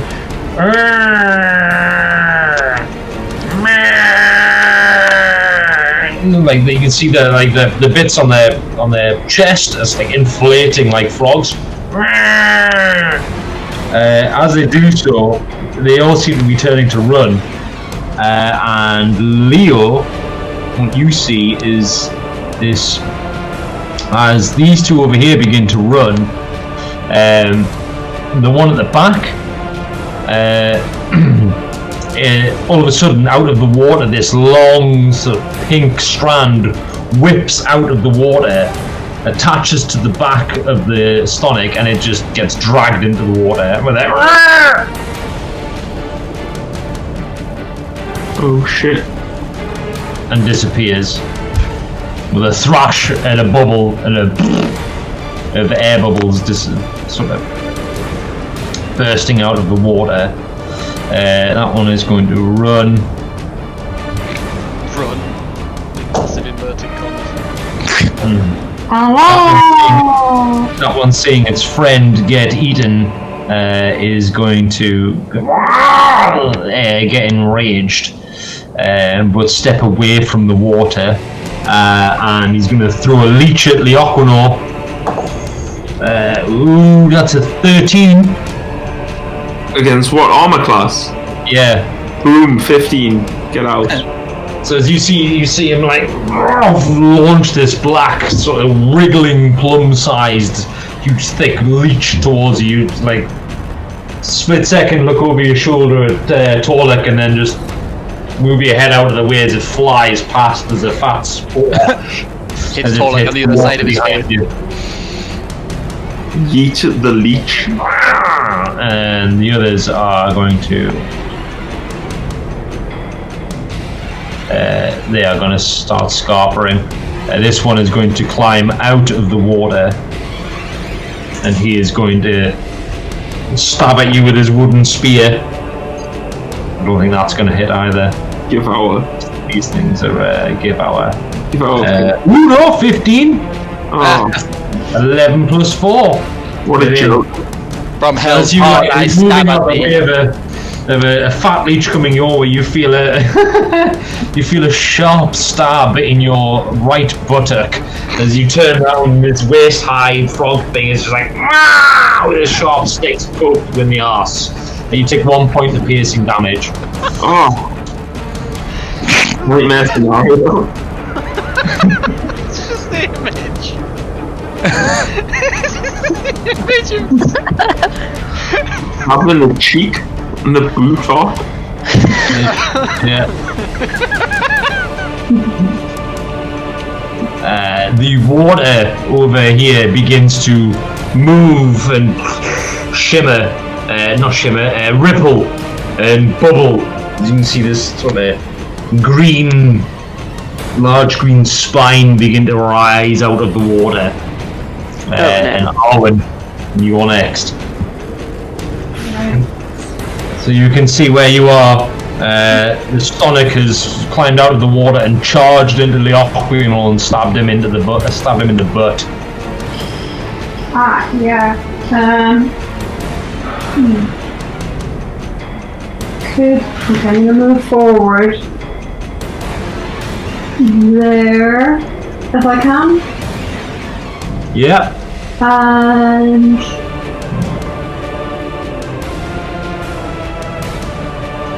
where I get that guy? Yeah, you can. Actually, you can. Torlek and Leo will jump out of the way. On the roll of a 1, you will shoot Torlek. On the roll of a 2, you will shoot Leo, though.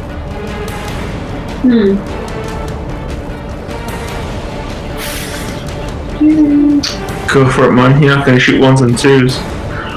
Woo-wee! 18. Yeah! Plus 6 is more. So, Torlek, you hear the elven footsteps of Arwen approaching behind you. You hear the bow draw back and you instantly just duck down, hands over your head. As the arrow is let fly, you hear it fly over the back of you. Leo, you turn just in time. As you do, the Stonic holding on to the spear that's jabbed into your arse also gets turned with you.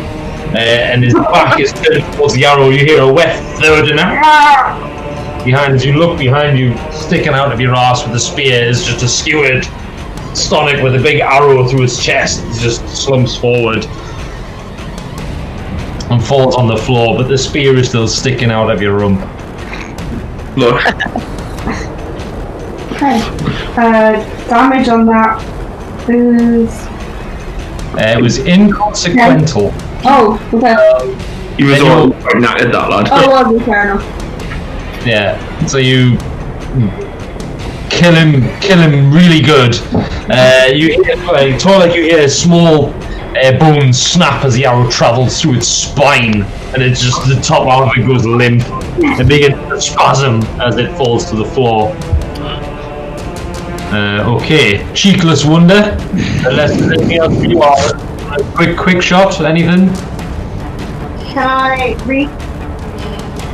Hold on. This guy?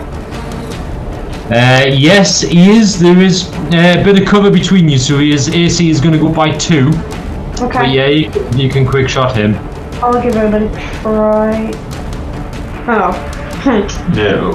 7. So you hear your arrow as you draw back, just let fly as quick as you can after skewering the Stonic on Leo's arse. But you just don't take enough time to aim with this one. The arrow flies into the tree and you hear a loud thunk and as it clatters into one of the rotten tree limbs. And the Stonic sort of turns towards you as it's about to fly and it's going to use its reaction. Ooh, that's a 12 for a leech throw. Does that get you any armor class? Let me just double check. I think he's just short. I'm 13. 13. So you see this wet leech just sort of slap to the ground of you. and just there's a big wet slap, and you see it start to like wriggle away towards the water. Cheekless Wonder. Do I recognise the spine that is rising out of the water as the spine on the back of a fucking Tugaran creature thing? It is not a Tugaran. But it's something. Right, okay. It's a large creature with a pale green skin. Now you can see it rising out of the water very slowly. Okay, I'm gonna go around this side. I'm gonna run up to about here, and as I come round the corner of the bush, bonus action at this Stonic, and hope that my cheekless visage freaks him out. It does. Let's have an intimidation roll, if you please. 14. He's already pretty freaked out.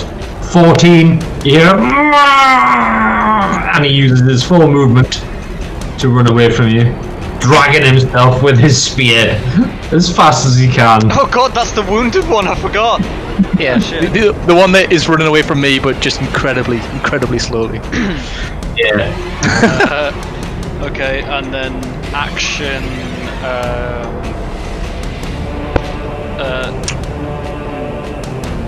Constitution check, actually, now. This is the second turn you've had since. Check or save? It's save. Doesn't actually matter because I don't have proficiency in it, so +1, which is 13. 13. Ooh, yes. You begin to regain feeling in your jaw, and you take 6 points of damage, piercing damage, as this completely torn off cheek begins to register. The blinding, searing, burning pain in your cheek. That's an ow. Okay. And then action. Now, your teeth feel very cold. You notice there's been quite a lot of blood dribbling into your mouth and down your throat. Gonna get some Sensodyne toothpaste after this. Yeah, get some Corsadil mouthwash. So I'm going to use my action to Sacred Flame the Stonic on the other side of the bush. No, I'm not. I'm going to use my action to... I didn't realise this one was completely fucking ruined. So... Yeah. Sacred Just Flame. put him out of his misery. But this is what I was thinking, but no, I think I'll get the one on the other side of the bush. Dex save, please. That's a 13. And my spell save DC is 13, so gutted for me. So you, the blinding pain in your cheek just puts you off your aim ever so slightly with your Sacred Flame as you push it through the trees to try and hit the Stonic. And it just sort of dissipates against the rotten, sphagnum moss covered wood. There's a loud sizzle as you scorch the tree in front of you. And the Stonic at you is not a fan of the fire. Well, that's it from me. Making a bit of a meal of this one. Just gonna sort of just wonder what went so horribly wrong in this situation. Oh, I've jumped forward in the order again too much. Yes, okay, so on the spider's turn, you, Leo, Godfrey, Arwen and Jess see this long, the pink vine come shooting out of the water from where this thing is rising up, and it hits the spider right in the thorax as it's sucking down on the remains of the Stonic, and you see it pulled into the water with a splash, and it disappears. Well. I hope that doesn't have to start happening to us. From where you are, Jess, you can't quite see what it is that's rising out of the water. Leo, you can start to see the top of a very pale green head, and these sort of very light green, looks like moss or fur on the shoulders. Lush.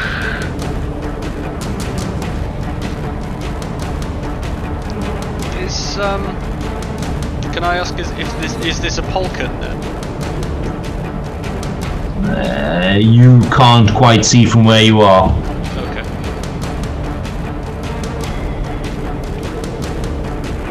Whose blast is it now? Okay, it's your blast now, Leo. Actually. Okay. Right. As much as I quite liked, you know, killing these guys, I think more towards this side. Because it was like there, wasn't it? Yeah. Yeah. Just gonna stay away from like this entire side of the island. That's just move carefully away from that side. Yeah. Okay, fantastic. If there's nothing else, I'm not going over there. I'm not going over there. You sure you don't want to come and stab this little lad over here? You sure you don't want to do that? Sure you don't want to come really close to the water? No. You sure? Just leave that one, Jeff. Alright. Okay, Jess, you're up next then. So I'm going to move up here, also staying nicely on this side of these bushes.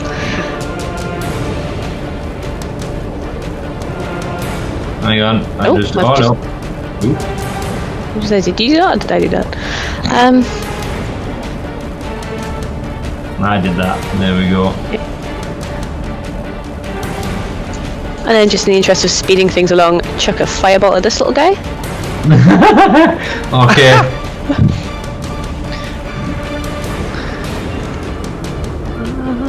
I told him his fiery doom was nigh, so. Well, I rolled a 9, so I maybe misheard. Ooh, you rolled a 9. You're probably gonna blow up the gas thing behind him. That is Oh god. exactly. At least none of us are close to it. Oh no. Wow, So the you explosions managed weren't to that big though. send it flying, this fireball flying past the Stonic. It just manages to very slowly drag its way out of the way of the fireball, and then boom! There's this huge explosion next to it. There's a geyser, woof, goes up. Torlek, there's a blast of hot air against your teeth. Grim. And you can see that the blast itself is enough to knock the Stonic off its feet.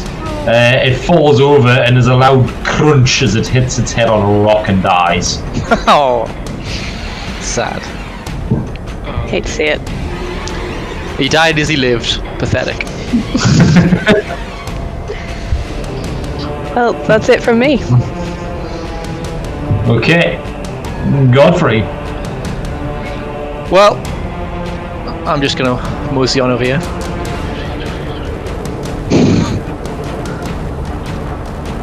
I'm gonna go around. Good idea. That is the way. Okay. Oh wait, Nothing else? I'm not gonna use an action, I guess, so I'll just dash.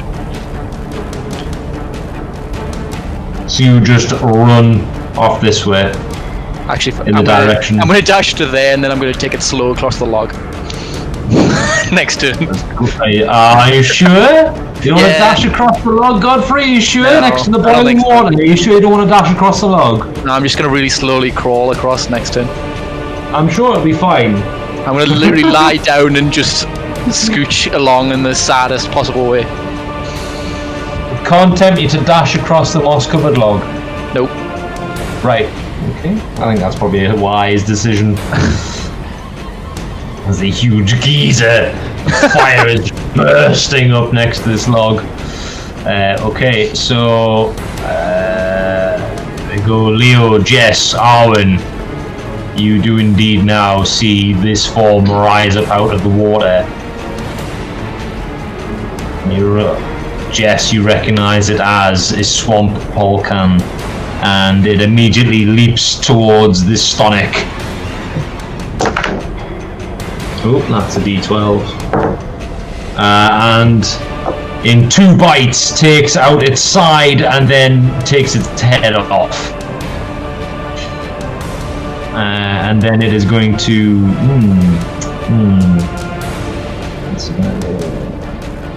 Leo. You see it open its mouth, now dripping with this blue-green Stonic blood. This large, curled up, pink tongue comes flying out towards you through the tree branches. It sticks to your armor with a 25, and you can see it like spreads out, and then these tiny little teeth on the inside of it dig into your armor and begin to pull you forward. Need a strength check off, please. Oh no. 18. Yeah, boy. Ooh, what a footer. Grab its tongue and pull it towards you instead. I mean, 18's pretty good, but it doesn't beat a 22. And you get pulled into the tree in front of you. You take 3 points of bludgeoning damage as you start smashing through the rotten branches. It doesn't manage to pull you all the way towards it though, as it lets go as you get stuck in between the branches of the tree, wrestling to get free. You're going to say 3 points of bludgeoning damage from a tongue? No, the tongue doesn't do any damage, but you are prone in the tree. I'll put a little net on you. Right, Arwen, you're up next. Yes.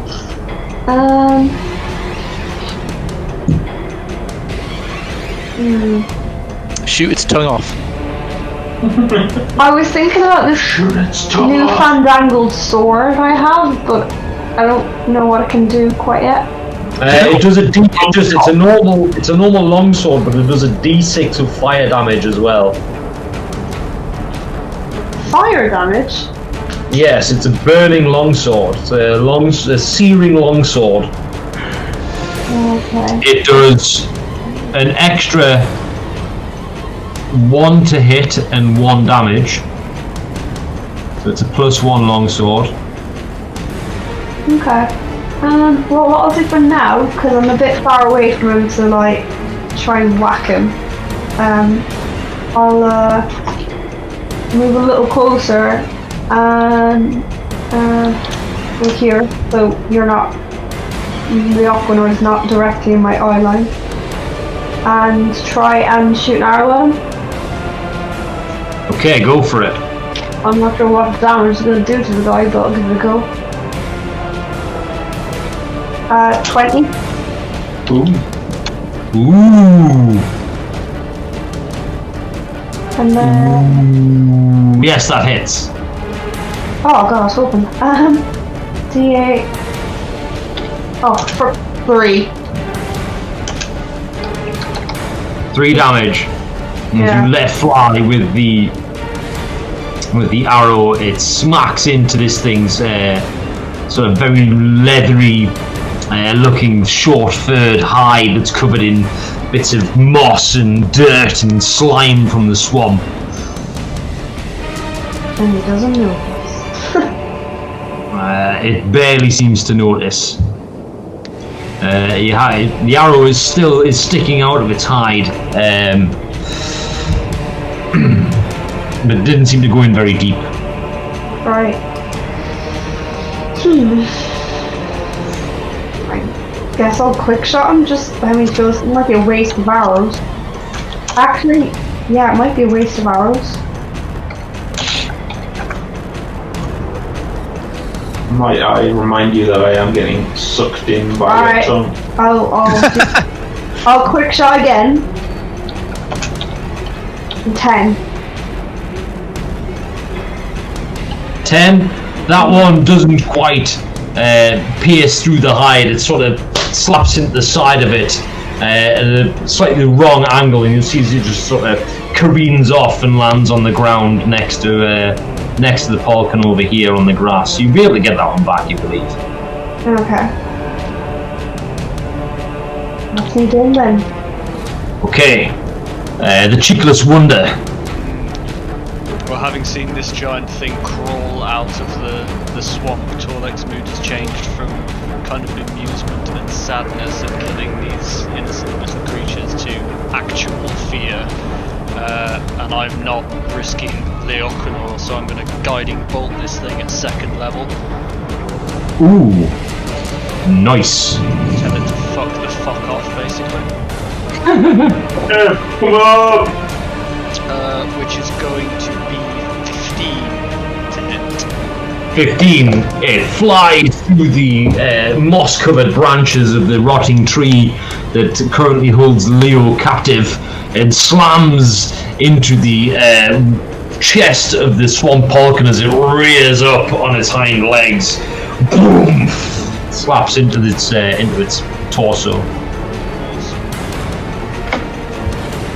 It takes 5d6 radiant. 23 points of radiant damage. 23 points of radiant damage. With that, you hear a erupt from its mouth. It's like slime and bits of saliva come flying forward.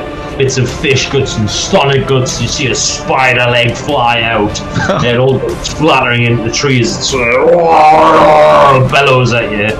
Its chest blackens and chars. And its green skin turns to dark brown and black, begins to crack, and this sort of almost translucent light green fluid begins to ooze out and run down its front. Good. And I'm going to move 5, 20, 30, up next to Godfrey, away from that thing. And that'll be it for me. Worth noting that the next person that attacks that gets advantage now. Okay. You take 1 point of necrotic damage as you continue to bleed from your cheek. Oh, for fuck's sake. Okay. Very good. Very good. Okay, so next in the order is Javoy, who, above Leo in the tree, drops his invisibility, leaps with scimitar in hand to land on top of the Polken, driving his scimitar down. He lands atop his shoulder, stabs down into the Polken. He does 7 points of piercing damage. And the Polken rears up, and unfortunately, Javoy is wrested free from his scimitar, and you see Javoy fly backwards and land in water with a loud sploot, and he disappears from sight again. The Polken rears again. Now see Javoy's scimitar stuck between its shoulder blades. Lifts this large webbed clawed hand and begins to try and claw at its back to relieve the stabbing pain. Leo, you're up next. Tangled up in the rotten boughs of the tree. You're now covered in sphagnum moss. The small chameleon on your wrist looking at you quizzically. Is the tongue still attached? The tongue is not. Good. Now let's jump up deftly and dust myself off first of all, I guess.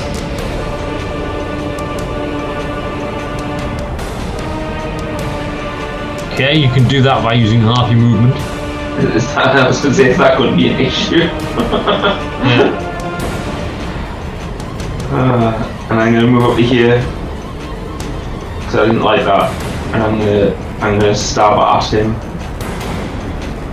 Okay, so you can see he's reared up on his back legs, this huge Polkin, 12 feet tall, standing on its hind legs, like trying to scrape at its back to relieve the sword. You see an opening for your rapier and stab forward. Stab forward. It's gonna be a 15. 15. You pierce through the thick hide of the Polkin. You see this thing's quite easy to hit. It's a big thing. It just looks very stalwart. You've got advantage, Leo, so you may as well roll again in case you crit. Oh, okay. Javoy used the advantage. Did it? Oh, never mind. Sorry. Well, the rapier damage was 10, so... 10 points. You stab right through, and as you draw your rapier out, there's some sort of entrail on the end of it. You hit something vital inside the Balkan, and it roars. It begins to bring its arms down towards you.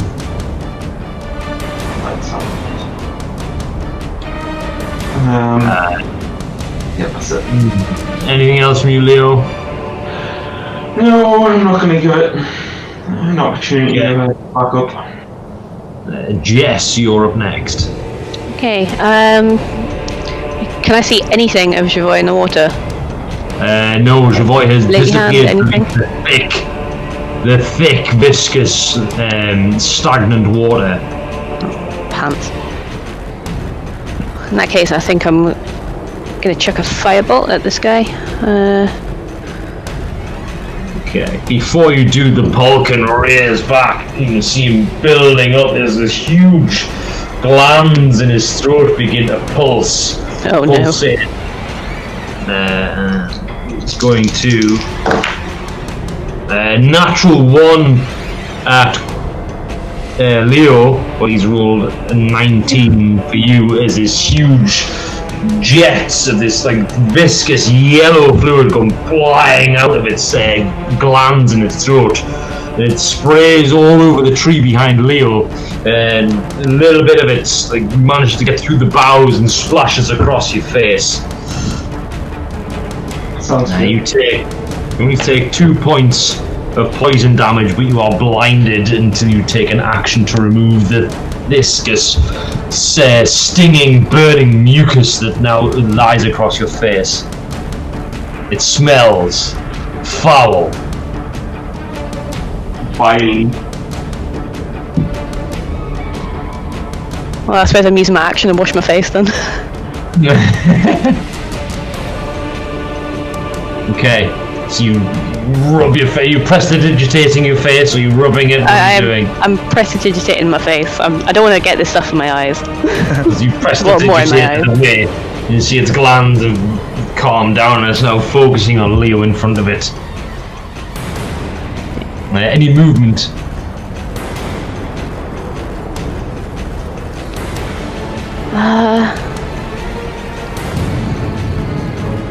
No, I'm fairly good here. I'm not going to leave Leo by himself with it. Okay. Okay, Godfrey, you're up next. Over the other side of the log, with the burning geyser on one side, you can see the 2 Stonics are now sort of cowered down behind the bush, watching what happens with the Polkin. And you can hear them going meow, meow, meow, meow, each other. Okay. I will advance across the log. Dex! This is going to be acrobatics, please. Slowly. It's going to be a straight acrobatics check for you then.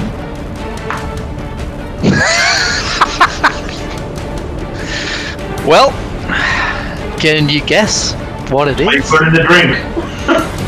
I rolled a 2, so it's 1. Oh, brilliant! Right, roll a d4 for me, please, Godfrey. On a 1 or a 2, you fall to your left. On a 3 or a 4, you fall to your right into the boiling swamp muck. Yeah. Drop me d4. Counts 1. 1, you fall to the left off the log, and Torlek, you see Godfrey just with a heavily armored splosh just is swallowed up by this thick, viscous, green-black slime. Disappears beneath the surface. I still got like most of my movement though, so. You're gonna have to make a strength check to try and gain the surface again. It feels as though you are swimming in porridge. Strength check is. I'll let you use athletics if you have better for it. 17. So Torlek, scant seconds go by. 1, 2, before this horrible, like, green and brown slime monster bursts from the surface. The creature from the Black Lagoon. You can see Godfrey's face is now completely covered in this horrible green-brown slime. There's a huge bubble appears as he tries to gasp. It pops. Godfrey, you've managed to get to the surface. You can feel the ground beneath you isn't solid. And as you try and put each step down, you're sinking and you're fighting, so your movement is going to be halved while you're in the water. Okay, so I went 5, 10, 15, 20, 25, 30, and I'm out. You can crawl to the side and you pull yourself up onto the bank, taking a deep breath. The two Sonics next to you go and begin to brandish their spears, bolstered by the appearance of the Polkan. What? Fuck these guys. They're friends, like fucking hell. How dumb are But they? they also see the Polkan trying to eat you. The enemy of my enemy is my friend. Exactly. I'm really. You've still got an action left. I'll say you've got an action. You're a fairly athletic guy, so falling in the water and all that's. Do these things look like they're actually gonna like try and attack? They're brandishing their spears at you. Their little wooden sticks. Fuck these frog guys like a burning hands of them. Fuck off! Deck save. So much for trying to save them, dickheads. Deck save from both of them. Yeah. We've got a natural 1 and an 8. Yeah, they both fail. What is it? Burning hands. 3d6. Eat shit, frogs' legs. 12 damage. 12 damage. You see them and begin to rush forward with their little spikes, sharpened sticks. They're charging forward towards you. You just like flick the mud off and just bring your hands up and just looking like Swamp Thing with twigs and like there's a lily pad on your shoulder. You just like a burning hand sending this gout of fire forward. You hear it as they are both just immolated on the spot. And turn to black and charred pools of slime right in front of you. Well, that'll be my turn. Okay, so the Polkan is going to take a swipe at Leo with its big webbed, clawed arm. Ooh, that's not great. That's 15. Oh, just a hit. Just a hit. Just double check. It is a 15. It is. Yes, it is a hit. Okay, and that is 9 points of slashing damage as it rakes across the front of you. Batters in your armor. It is then going to make a leap.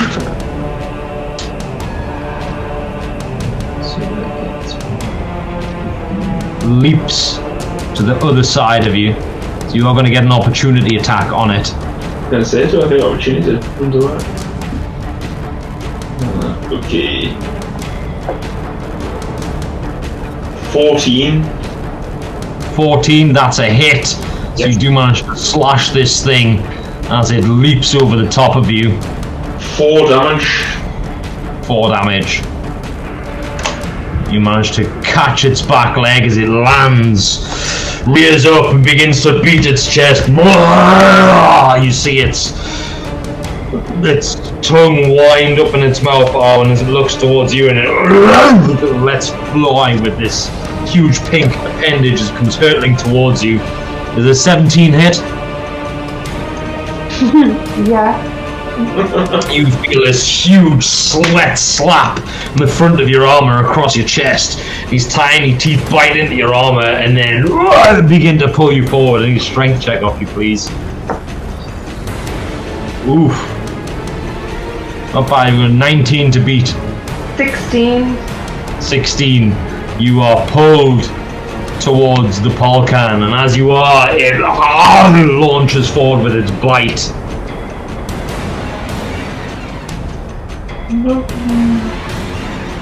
Let's see if it gets through your armor.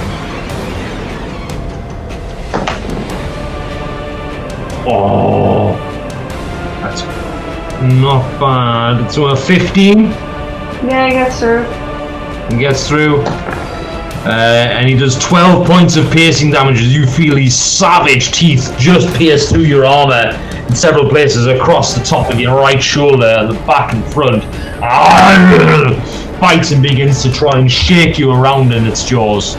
That is chompy. You are being bitten and you are currently grappled. Right. Okay. Arwen, you're up next.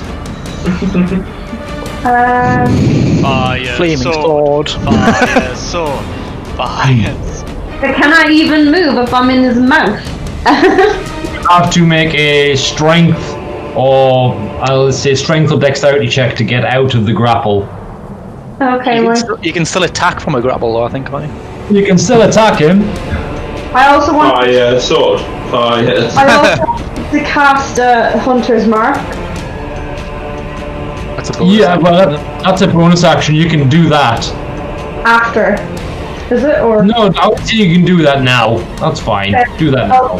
I'll do that then, to begin with. And that lets me do an extra d6 of damage. Ooh. Target whenever I hit it with a weapon. Yeah. Sword. Fire. So, fire sword this motherfucker. So, I need to do d20 to see if I actually hit it. If I miss it, I'll be so annoyed. So that's 11 plus, what's the sword? 4. So, Put your strength. my strength. Oh, Mhm. shit. And you'll be proficient with it as well, won't you? So you get proficiency bonuses. And your proficiency, yeah. So it's plus your strength plus your proficiency. So it'll be +4. Yeah, Plus the so +1 from the sword, though, right? Plus the +1 from the sword. It's 5.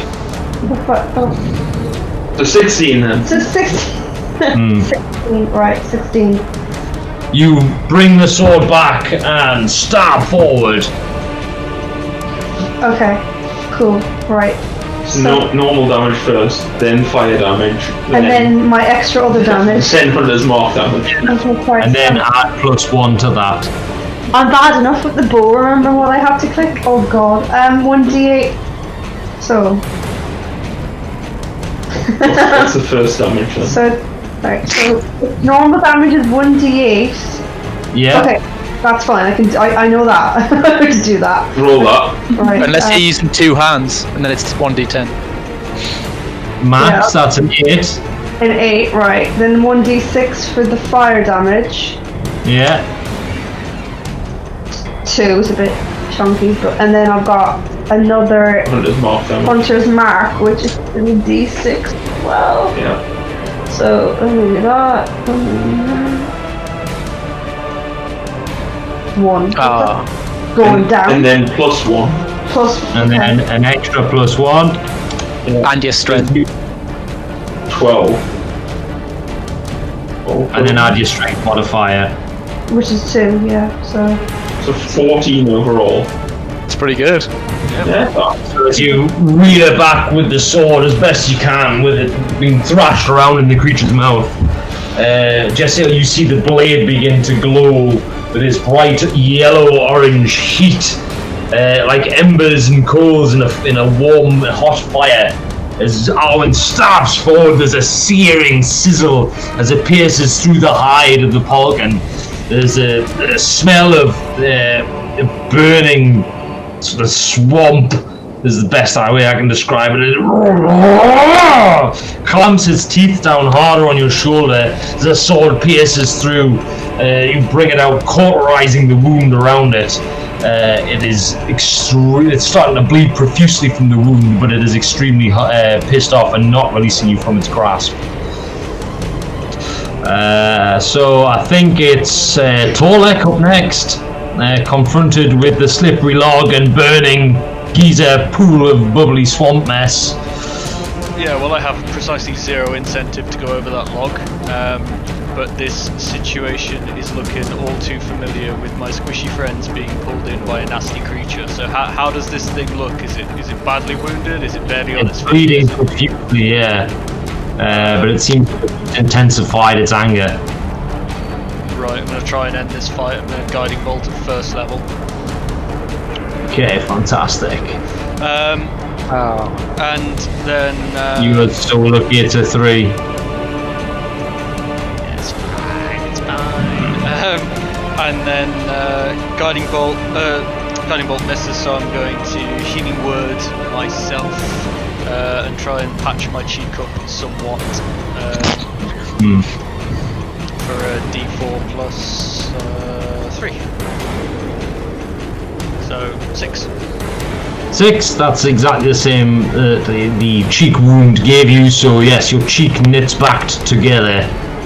Nary a scar, you are your handsome self once again. Your teeth are now covered, and you have stopped bleeding.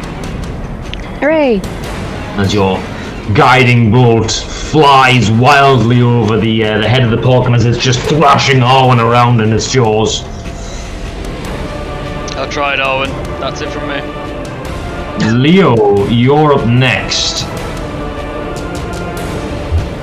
Well, this looks like technically she's in front of him, right? Yes, I will say that technically yes, you are flanking. I mean, she is threatening that you just stabbed in the eye. He's threatening her quite a lot as well. I'll not aim for the head then in that case. Aim for its booty. I got stabbed in the arse, so let's exactly. Quid pro quo. Karma, bit. An eye for an eye and a cheek for a cheek, man. Right.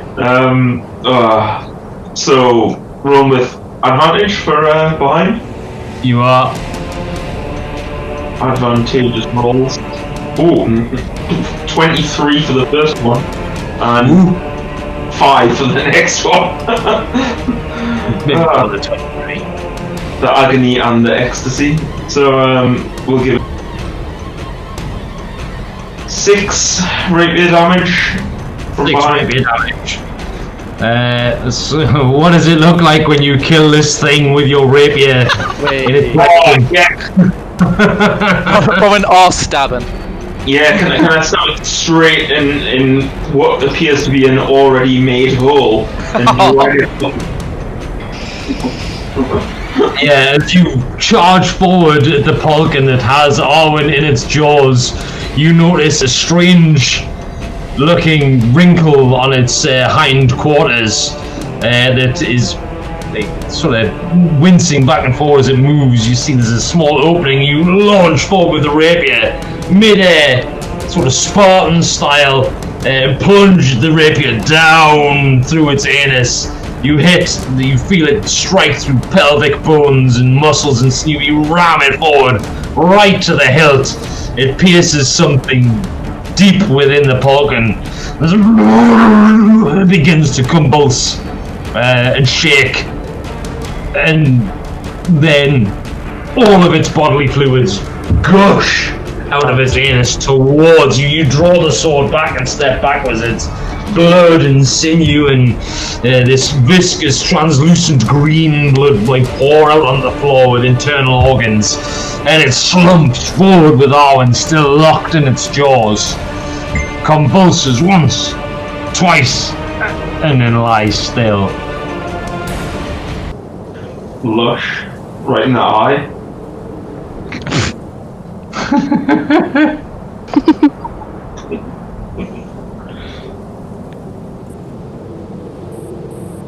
So you are surrounded now by the sounds of Silence.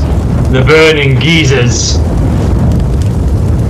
the light wind, and Arwen's moans and groans still locked within the Polkin's death grip jaws. We're gonna need to help her pry out of that line. Okay. That's going to be a strength check with advantage for whichever one of you wants to roll it. Who's got more than 10 strength? You wanna come over and He's help. Okay, I'll splodge over, covered in the. I'll give you a little prestidigitate on your way past. That's alright. Okay, good. Thanks. You see it completely covered in mud and vines and swampy bits. Godfrey walking towards you, getting cleaner with every step as Jesse perfectly prestidigitates the muck from him. There's a reason they call it the laundry spell. Godfrey, the smell still remains. Wow. Okay. Was it strength check with advantage? She said. Yes, as Arwen is also helping. Well, I rolled 17 both times, so it's 21. 21. You hear muscles tear and bones snap as you, Samson style, just peel the Polkin's jaw open, and then you feel the bottom jaw give way and there's a loud snap, and its jaw goes loose and Arwen tumbles out onto the ground. Once Nice. seeing my friends helping Arwen, I'm now worried about Javoy. I'm just gonna shout Javoy as I run over to roughly where he was when he got submerged in the water. Just sort of Yeah, I'm gonna come too. Okay. Have an investigation check with an advantage off one of you if you're both looking for Javoy. I'm an investigative boy, if you don't mind. No, go ahead. That's gonna be 26. 26. So as you investigate the area in which he went into the water, you can see there are no air bubbles reaching the surface, apart from the bubbles of the geyser, sort of 10-15 feet behind where he entered the water. The brown slime film covered choked pool is still. And as you investigate a bit further, you see no signs of Javoy or his conjured spider. Fuck it, right.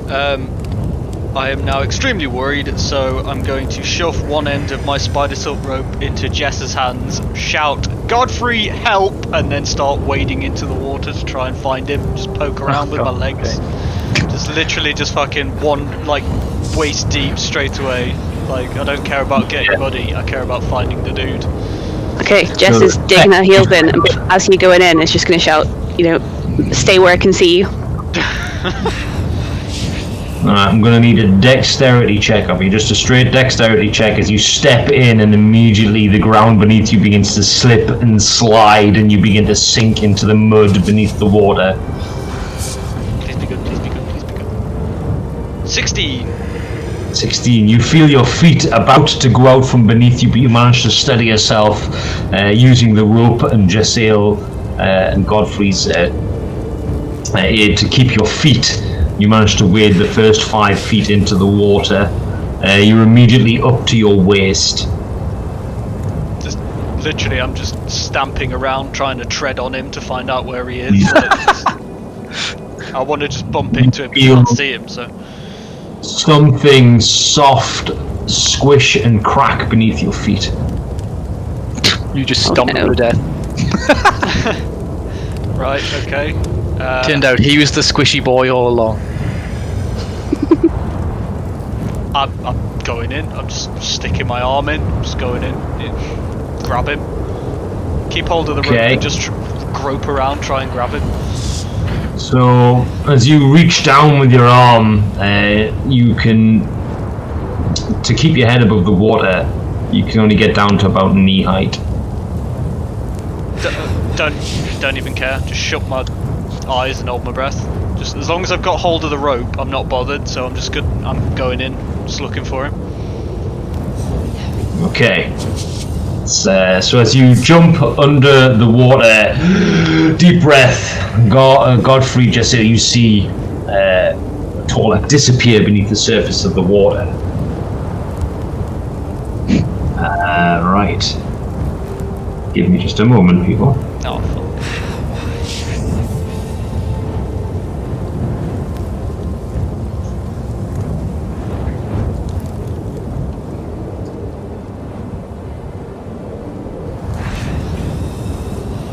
Oh, fuck.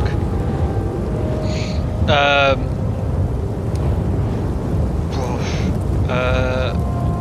Yank on the rope to pull myself back out very fucking quickly. Okay, so Jess and Godfrey, you feel the rope tug very sharply. Okay, I'll pull it back in then. Okay. Yeah, reel him in. Reel 'em in, boys.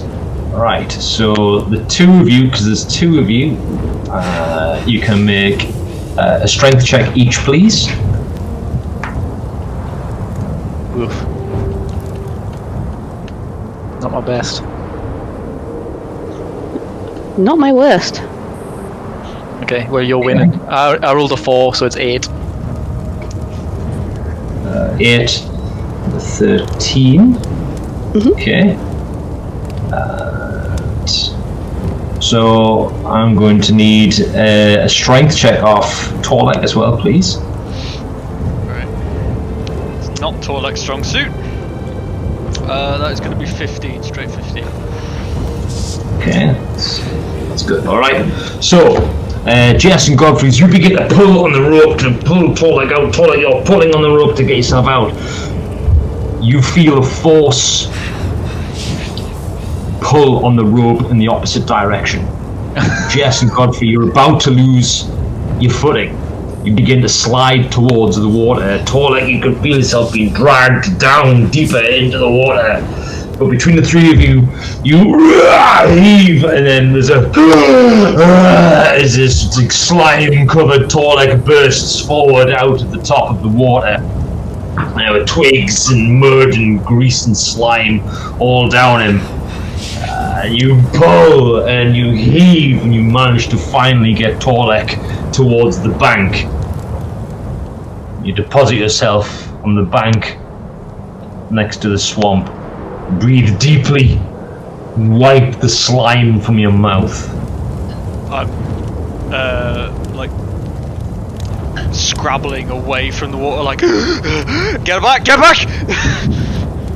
Okay. At which point I will tell the Giselle and Godfrey and anyone within earshot what I heard. So as I'm like scrambling away from the bank, guys, there was a voice in my head as under the water.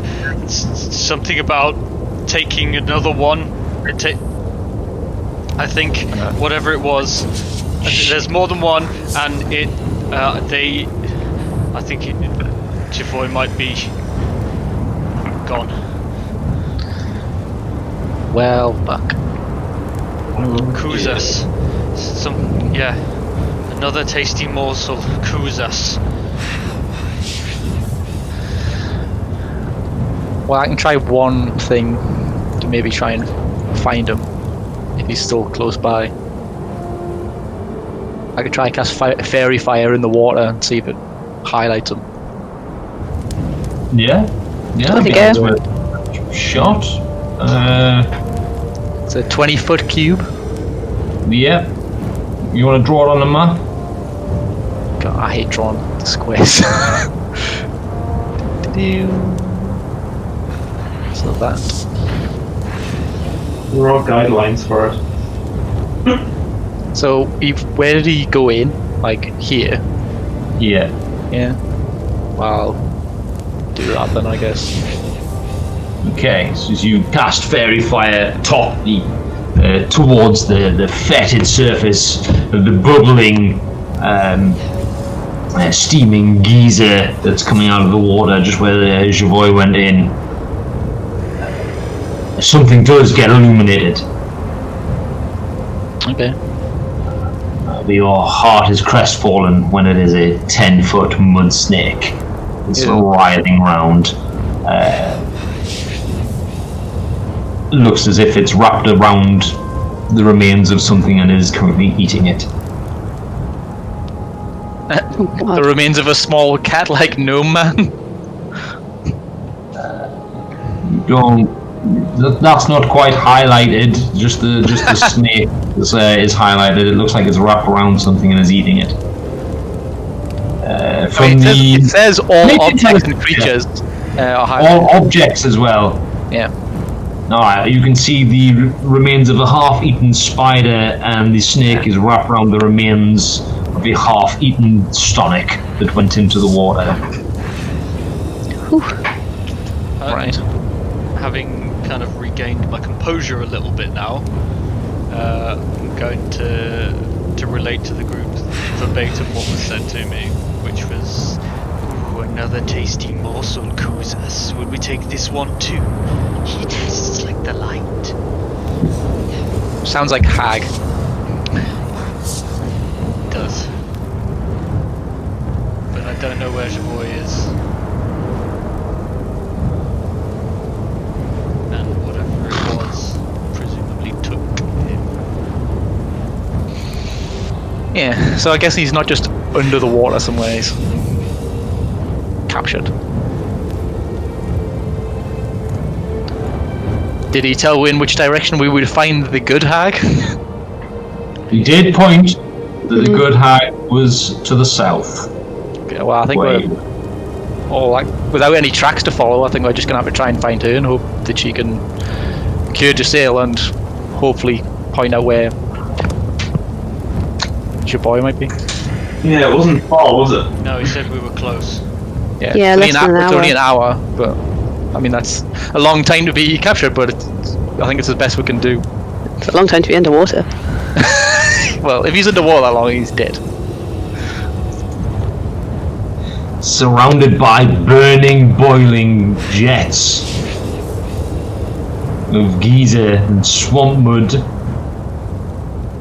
You hear the light rain, wind, and the crackling, burning of the fire.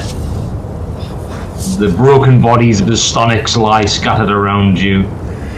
And the hulking form of the Polkan, with Javoy's scimitar still sticking from its shoulder blades, lies motionless. And the party find itself without its guide in the middle of the Hagsmire.